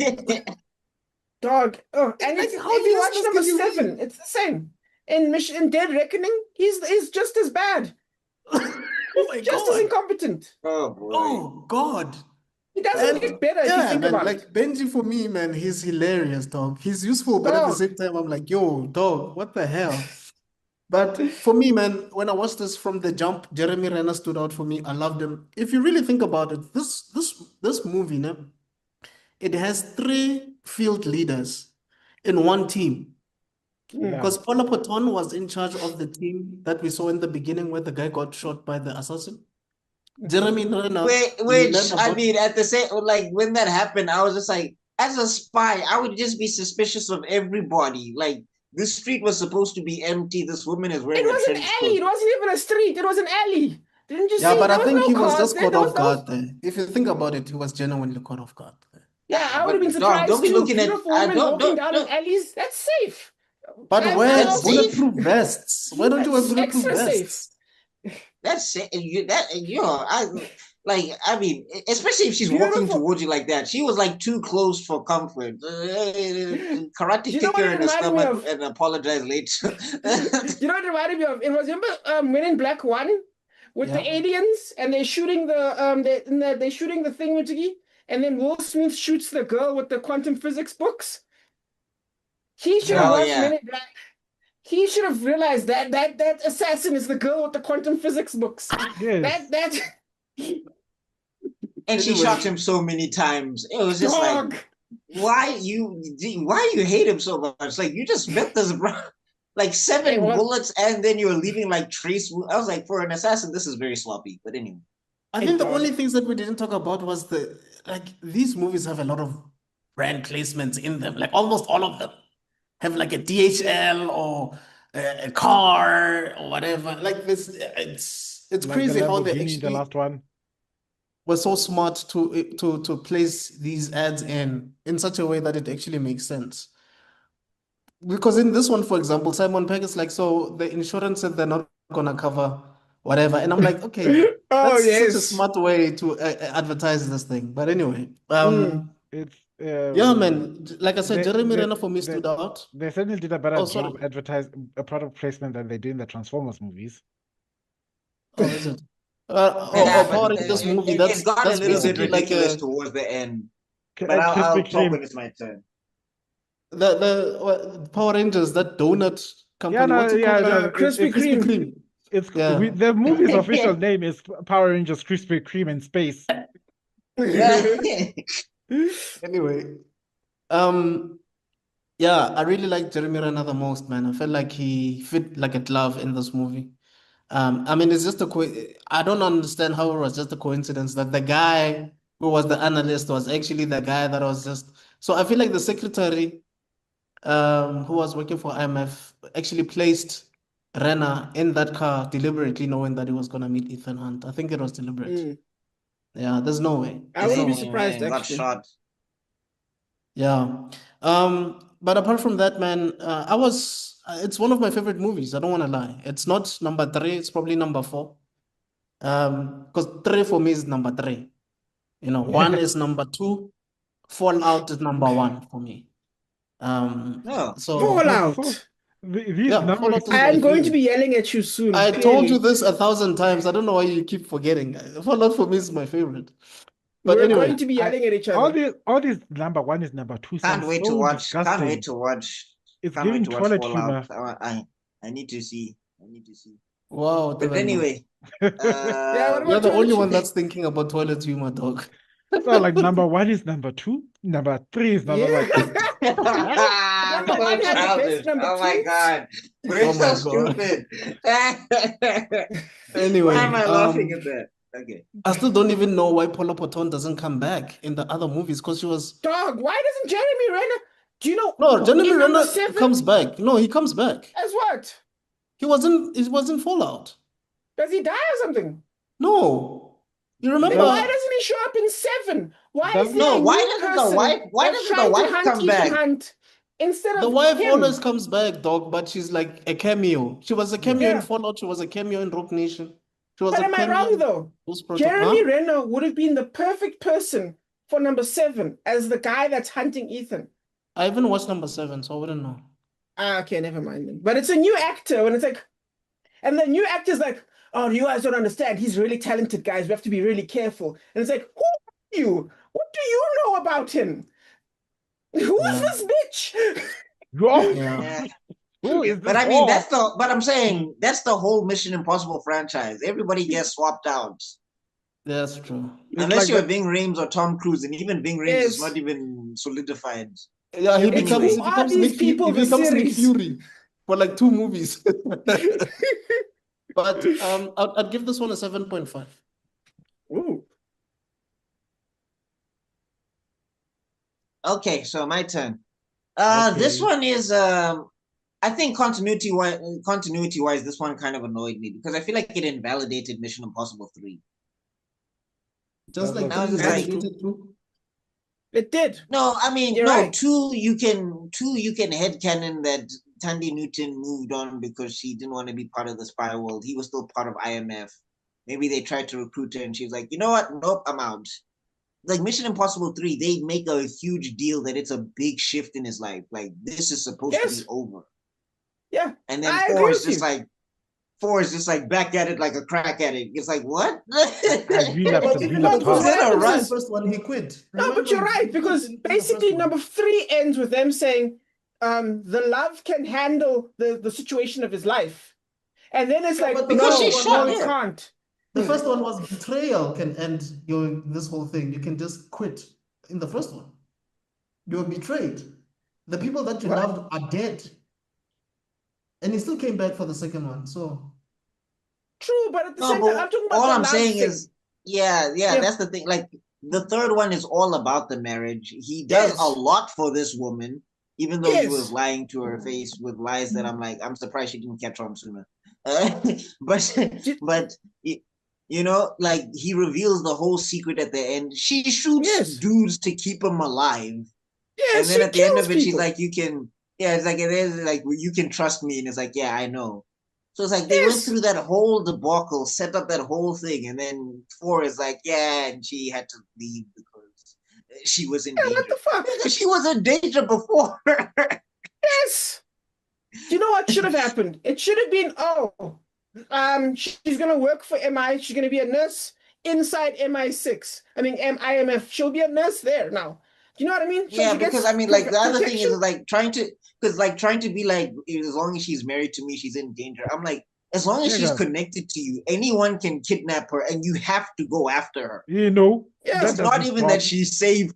It's like it doesn't stop just because she moved on with Jerry Lewis from Mississippi, and now they're living in China somewhere being I think that's nurses. basically what happens when you're a studio exec and you try to milk a franchise and you have to now work your way around the script to make it make sense. Yeah. Yeah. No, You it's know, like like how people. Generations when they bring back Tao from the dead after he was dead for like 10 years and Jiki Jiki, there's a whole retcon. You're like, huh? No, fam. Oh, please. It's like No, Jurassic it's, Park. it's, Remember it's Jurassic like how Park? it's Please, let's not go into yeah. Soapy. Soapy logic does not. No, it's like how when like people will be like Mary Jane can't date Spider-Man or whatever. She'd always be in danger or whatever. You should be with somebody who has superpowers. I'm like the fact that they dated and that villains know about her. It's not gonna stop them It from doesn't mean kidnapping her Hori, she won't anyway. be a target. Yeah, it's not. It's It's gonna be a done. target. Yes. What are you guys talking about? For me, It's like, oh, for you me, broke up though, with I don't even. Oh, you broke up? Spider-Man? Oh, Oh, I'll hi. leave you alone. To What? me, I don't think of it on that level. I think it's even worse than that. I think it's not even about the whole danger thing. It's about we established a theory, a theme, and now you're deliberately undermining it. Like, for example, Jurassic Park 1. The theme was I can't handle kids. You want kids. I can't handle kids. The movie comes together. Turns out I can handle kids. Now we're together now. And then in Jurassic Park 3, they break up. And you're like, what's happening? It turns out they broke up. She had kids anyway. He didn't have kids. What? Do you know what I mean? Like that's just kind of that's just kind of it took a little bit of the steam out from me because of like you establish a whole paradigm shift, but okay. And then the movie starts out, you know, he has to get this other guy out, and I was like, okay, so it's new woman who's potential love interest number 6, okay. Which I mean, they don't. To the movie's credit, they didn't do that, so I'll give that to them. Well, they sort of like hinted here and there. I mean, he kissed her. Ew. There was Well, I he mean, said that was masturbating. a weird scene. I actually need to talk about that. But anyway, moving on. Some of the action is really good. I think they keep Tom Cruise in his wheelhouse. Of course, the tearaway disguise is funny. We can switch his jacket and all of that stuff. The Russian dude was just kind of an obstacle. He was like not even like I didn't think they needed him for the movie. I think he was just an extra. It was just like we really need this subplot. The Russian IMF who are looking for the agents. And if you're mad at that, Oh, wait till the you get to cop. number 7. Yeah, he's not a cop because he was not doing cop things. Also, He's I found it basically a kind of Russian hilarious. agent. Yeah, I kind of found it hilarious when they were in the car and the secretary gets shot and he's like, Ethan, you're my best man. And I'm like, okay, more backstory that we weren't privy to, but sharp. But it just seems like when someone from the IMS thanks Ethan or They're says dying. something or gives him a compliment, they die. They're dying. No, they die or they disappear. They die, you They're like, never see those are them some again. nice shoes. Yeah, like Lawrence Fishburne was like, "Thank you, Ethan," and never got hired again. Yeah, no. Yeah. no, no. Anyway, No, no, no. Last week said thank you, and then Trump took over. Like, what? A what? In where? Not in Oh my my God. America. God. Anyway, yeah. So I found it hilarious that it was supposed to be a very sad scene, but like the secretary gets shot in the head, and then Ethan uses him as a distraction to get away from the hail of bullets. He uses his body as a float. Yes. With a flare, and Like like the thing that we made me thought you laugh, liked this guy. What the hell? Your yeah, no, I'm sacrifice will saying the not be in thing that vain. made me laugh. Look, I get it. Being practical is one thing, but they didn't even give Ethan like a "I'm sorry, buddy" or like a lingering look at his friend, or like a "Thank you so much, man." But I'll especially after the solid he did him, where he's like, "I got your gear and I've got your team." You know, you think you just get like a tentative goodbye. No, they just walk off to the train station. But for me, the biggest plot hole, the first time when I saw it, I was actually quite pissed off. But this time around, I was like, okay. When the agent was watching Ethan try to run away, I'm like, shoot this guy. What are you doing? You're just watching him try to escape? Yes. Why? He's too No, adorable. He's that too no, like adorable. what I found fun, yeah, when he was jumping, what I found funny was Because it like was a he was like, "Oh joke. no, go ahead." He was like, "Ha ha ha," very funny. I was like, "This dude just escaped from your handcuffs and you had both hands tied. You really think he won't find a way?" But anyway, yeah, I found like also, can Ethan Hunt stop getting waxed by old dudes, especially now he's supposed to be in his kung fu era? Like, I thought the bad guy was a scientist. All of a sudden, he's giving Ethan Hunt hands, and I'm like, this is not making sense. This is not Wait, tracking at all. that's the other thing. That guy basically killed himself. Yes. Oh yeah. Why I'm was that saying, the why was was he that the such guy? a why is he such a physical match for Ethan Hunt? I was like, this is confusing. I just saw Ethan Hunt outrun a dust cloud with No, super but speed. to be fair though, some of those fights were like intelligence based, where he'd be like, "Look, I don't have to fight you. I should get the box out the way," and you push it under the car, and like I like that kind of stuff. I thought it No, was kind of Yeah, yeah, but fun. true. why didn't you just throw the thing, the No, but case? I'm saying Why like, did he have but to Rob, fall off as well? yeah, but I'm saying, but Rob also the thing that's confusing to me. Well, I mean, Ethan broke one of his arms, I guess. But Yeah. like the thing that's confusing to me is like, why didn't Ethan Hunt just disable this dude in like 5 seconds? Like the minute they made contact, he should have just karate chopped him in the neck and kicked him in the stomach, and he should have been down. Because that guy does not look like he's physically in shape. He does Yeah, not fair look Yeah, like enough. he's Yeah, a, you remember give him the initially they beats made by it seem Dre. like Ethan is Batman for something, no casualties, what. Then Jiggy Jiggy is starting to kill people. Yeah, no. Oh I mean, yeah, he like you. killed. He killed in the first one, so I think he's kind of like a don't do it unless it's necessary type of guy. But Which is I'm just saying exactly for me, Batman. Yeah, For those who don't well, in the movies. no, that's Batman movie Batman. even in the comics. I've seen a man walk, literally leave a half dead man in the snow. It's like I don't have to kill you, but I don't have to save you either. Man, he's dead. He's He's dead. the KG beast. That guy will figure himself out. He also knows meditation techniques. Anyway, Yeah, yeah, Batman did the same thing. yeah, I found it funny that like this old dude is giving him hands, and also the villain's motivation was so dumb. For there to be peace, we must detonate nuclear bomb. What? And blame America for it. Like what? Where is this planet? The plan was to make a it was, nuclear holocaust. it was a good action film though. Like it kept the pace up. I was annoyed by the continuity and also like the big reveal at the end where she's a cameo. I was just like, what was the point of like what And also, was she's getting the what same was chick. Yeah. yeah. And Yeah, I it's just felt Michelle like Monaghan, it was dog. so unnecessary. It was so unnecessary to break them up in the first place. Like even if he Yeah. continued to do the spy thing, the fact that she shot people and saw what his life was like, and she was still like, you know what, I'm down with this.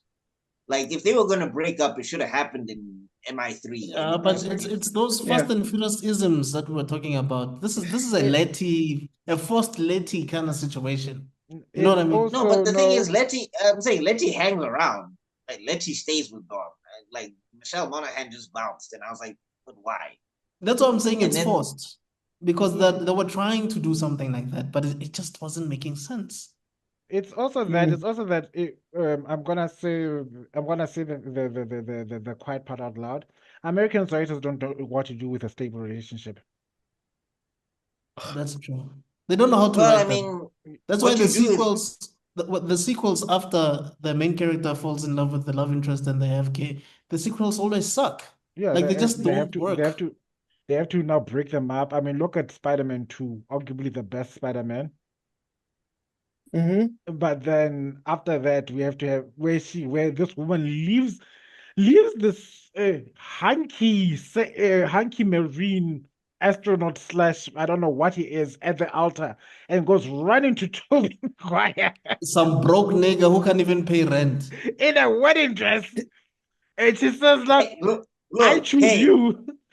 did the astronaut save the city from like imminent destruction from a weird sun thing that should have given everybody Not cancer? just the But city, he saved her. He was like carrying an entire building on his back. I was like, I'm sorry, the after that, I was astronaut's like, not I'm beating done. that. I'm The Yeah, done. can astronaut's the not beating astronaut that. upside down kiss? No, he can't.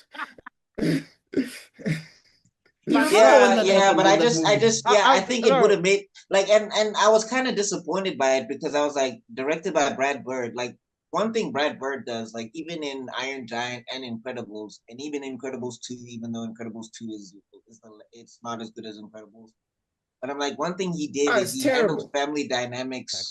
he handled family dynamic. Well, terrible. It's mid. It's not good. It's not bad. But anyway, point being is like he it's was an good at eyesore. handling family dynamics. So I was kind of disappointed that they let go of the wife because I was like, what does this mean? Like I was expecting Brad Bird to get into that, and I But I guess they keep didn't. saying sometimes it's not the director's fault. It's the script. The studio is full He's of shit. working with the script and maybe he Yeah. can't make the changes that he wants to make. Like Yeah, true, maybe Sometimes. that. as I was But saying, anyway, I'll give this one a 7. From the Spider-Man where this woman confesses her feelings to no, I'm now sleeping with your best friend. Uh, it Oh yeah, Sam so Raimi. so Mary Jane was for them streets, dog. Mary Jane was a hoe, guys. She was for the Which is streets. so counter to her character in the comic books. Exactly. it's also counter to to her character in this damn trilogy, because she chose him, and now jiggy, I'm being blackmailed. I'm going to. It's like what kind of telenovela? If Harry Osborn came and blackmailed me, the first person I'm telling is like this. One, your best friend is crazy. Our best friend is crazy, sweetie. He just tried to blackmail me to break up with you for some reason. Two, Yeah, also it's just like he kicked your ass and he kicked your ass of your dad. Like I'm pretty sure just tell Spider-Man to kick his ass again and they'll like, sort it out. sweetie, we need to get him to therapy. He's still our friend. He's crazy, but he's our friend. Like, I want to kick his ass. No, no, baby. Listen, let's go get him some help. I know somebody in Stark Industries who could help him. Yeah. It's still better than Paul, as long as it's not effing Paul. But we won't talk about Oh, that. don't Oh say God. that name. Why did you say that name? What are you guys talking Why about? did you say that name? Okay, anyway, yeah, I'm done. Yes. 7 for me. Mm-hmm. Like Okay. it's a good action film, but the emotional beats were lacking, and I was just like the continuity, you know. Yeah. And also this thing will self destruct, and he had to go punch it to make sure it smokes. I was just like, yeah, I didn't need that joke. So The 7. okay.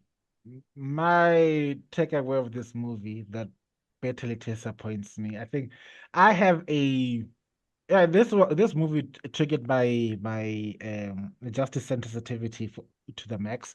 One, yeah, this retconning of this relationship, typical American writing. I hate it with every fiber of my being. It's okay. Why don't you want your characters to be happy? I don't understand. It's either you want them to be happy or functional, which shows your mentality in this wonderful continent, this wonderful country you call the best nation in the world. Because how many broken families do you guys have to sustain for you to be able to be unusual with the idea of a happy, long-lasting relationship? How many times did you split up Storm and T'Challa? Anyway, Uh, uh, You know, no, we are you want a we are nice like one? those siblings that are listening to the mother reprimand the other child and we're just yeah, keeping like Uh, no, you want one that's frustrating. Batman and Catwoman. Like they were Batman. supposed to get married, and Catwoman just decided nope. And it's just like, what are you? It's What? not just what Also, happened. Spider-Man, Peter Parker. Oh God. Hulk King and what's his Sam and name? Dean. Oh Hulk King God. and my favorite LGBT couple. What now? Oh, What Hulking. No, and Wicked. Hulkling and Wiccan. They made it. You know, but Yeah. They're still together. it's they got together, then whoops. And then when they saw a Yeah. backlash coming to the likes I've never seen before. Oh, no, guys, no. We're just saying. No, like the problem is that it's like it's one of the few gay relationships in comic books. So like, yeah, you have to fight for that. But like hetero Yeah, relationships, hey, they suffer. In the comic fact books, that you have hey, to Oh they yeah. fight suffer. for these relationships is the disturbing part. Dysfunction can't be your norm, honestly. But Yeah. moving on, It's another drama, guys. It's drama. what's any old standalone Manufactured. novella? We can do you know how many drama goes through a marriage relationship? Every second day there's something going on. A kidnapped child, a long lost But lover they're trying to still break the married. marriage, and they're still married. Except for the Bold and the Beautiful. Don't ever use the Bold and the Beautiful as an example because Brooke is the ultimate hoe. Hey, Yep, them dog. streets. She was for them streets. The She was streets the are named. sensei of movie Mary Jane. See, Like you see, when you sleep with the brother, then you must sleep with the cousin. After you sleep with the cousin, you must sleep with the. the streets are named after her. I'm surprised why the host don't call the streets Brooke. No, We, no, we, we have a street here in uh, South Africa. It's called Brooks. Yeah, no. yeah. She read from the manifesto of Moke's mom, and she's like, "I will embody this woman that Moke's mom is talking about." But then, okay, the other thing Anyway, that pissed me off the most about this movie is that the bad guy dies without knowing he fails. And that irritates me all the time. The whole, oh, we killed him. Oh, now the bad guy dies, and now he dies thinking that he won. I want him to feel the despair of his loss. Is it this movie and the Bane, the third Batman movie? What does it call again? The Dark Knight Rises or the what? Dark Dark Knight Knight Rises. with Bane? Mhm. Yeah. Is it Well, is his the death was kind of funny. no Bane's No, but death this guy Bane's actually death realized that his plan failed because he saw that Yes, his eyes were still open. his oh eyes were still thank open. God. I was so pissed like it was And I then him. mean, after yeah. the I plan mean, to fails, he Professor closes his X's, eyes. yeah, I'm saying to Professor X's point though, it's like, why did you suicide jump with the with the? Okay, he Yeah, He finally wanted that to be jump doesn't make sure. sense to me. That jump yeah. doesn't make sense at all. I am thoroughly I'm satiated, thank God, because it was giving me that Talia al Ghul. She dies believing that this plan worked, and now Batman goes and saves the day. I wanted her to live and see her failure in her face. Like you tried, bitch, and you lost. Anyway, Oh, like how T'Challa didn't kill Zemo. yeah. The living are not done with you yet. But Yes. anyway, Like he must feel, but then he thought he still he thinks he won. Like that's a problem. I wanted him to live long to embrace the taste of his failure. The other person is like what's his name from what that villain from Korra, Gru Lahima. What's Zahir. his name? Zahir. oh, Zaire. Zahir. At least he got Zahir him. was the best. He lived long Yeah, he enough to was. see the weight of his failure. Like you see how dumb you were, you dumbass. Then after No, he's but he like, didn't Yeah, bitch, and change. then then I'd have killed but him. then the He problem didn't is that change. He helped yeah, her the problem heal yeah, from and that from was the just trauma that that was he problem. caused her. Yeah, that was problematic for me. I was like, why you go to the nigga that whooped your ass for help? Like, That's Because like don't that you? Batman nigga that going whooped your to ass that's like believed in his Batman going convictions. I'm saying no, that's like Batman going to Bane after Bane broke his back, and it's like you got to put my back together. What?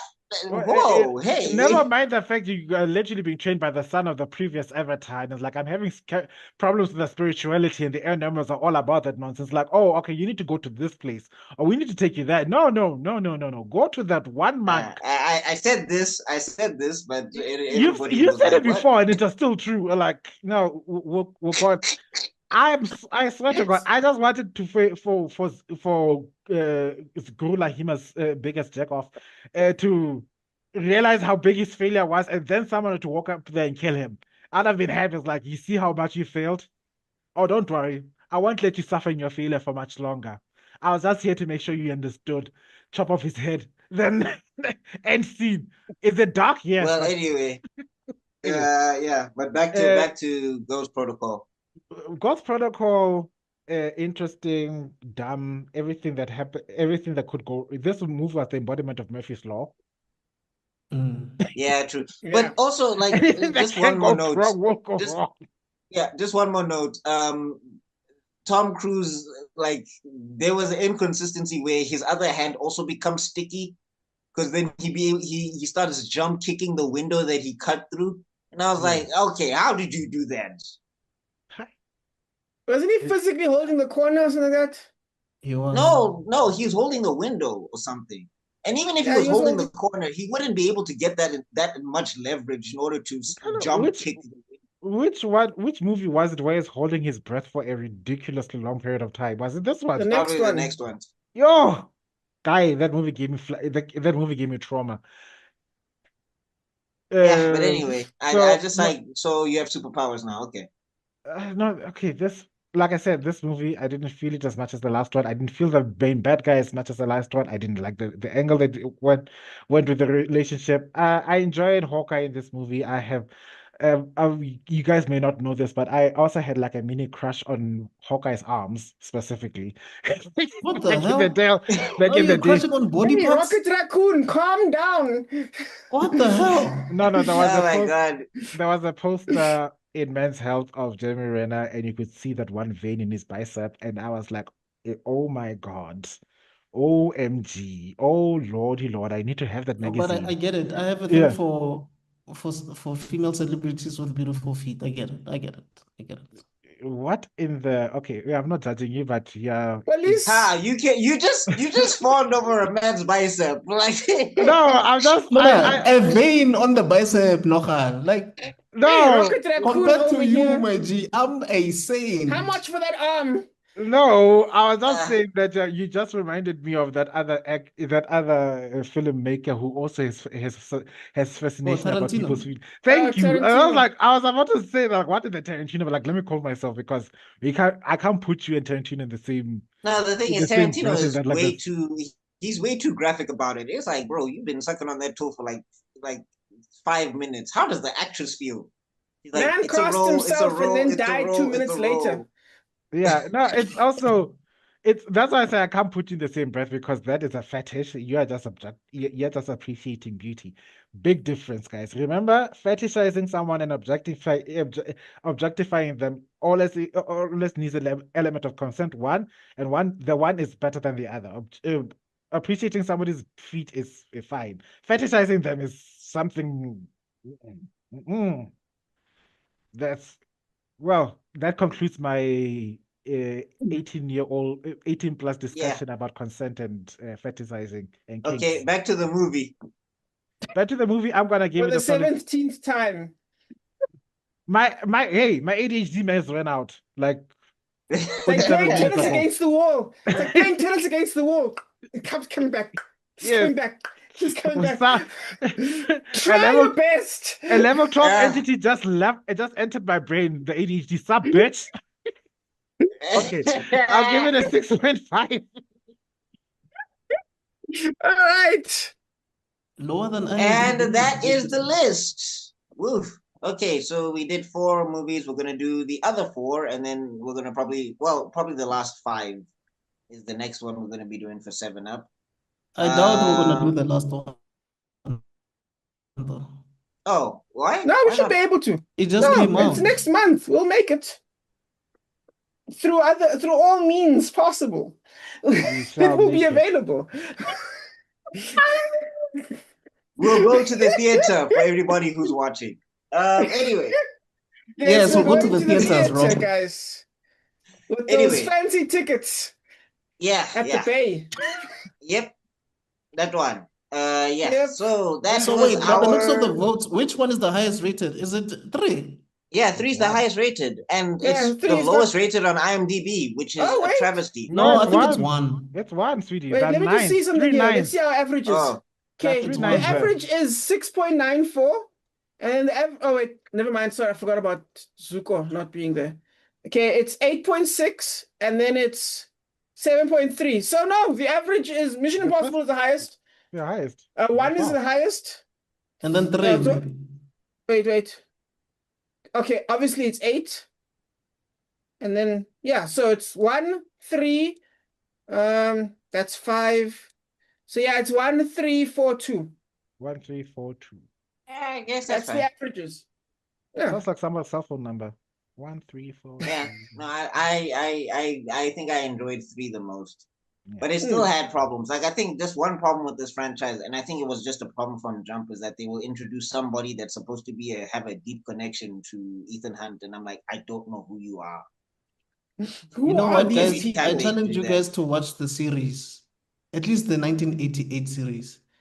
You'll probably even enjoy it more than this because that thing is consistent. There's a mission. Should you choose to accept it, it's a bit difficult, but it's highly entertaining. And these guys do the mission and then they F off and go home. Mm. There's no espionage, nah. Counter It's very espionage. MacGyver-ish. Yeah, it's But MacGyver. anyway, I guess I can Yes. take us out now. Oh God, MacGyver. Sure. He's gonna kill us, guys. He's Alright. gonna kill us. Bum He's bum gonna take us bum out. bum. Ghost Protocol. Bum bum.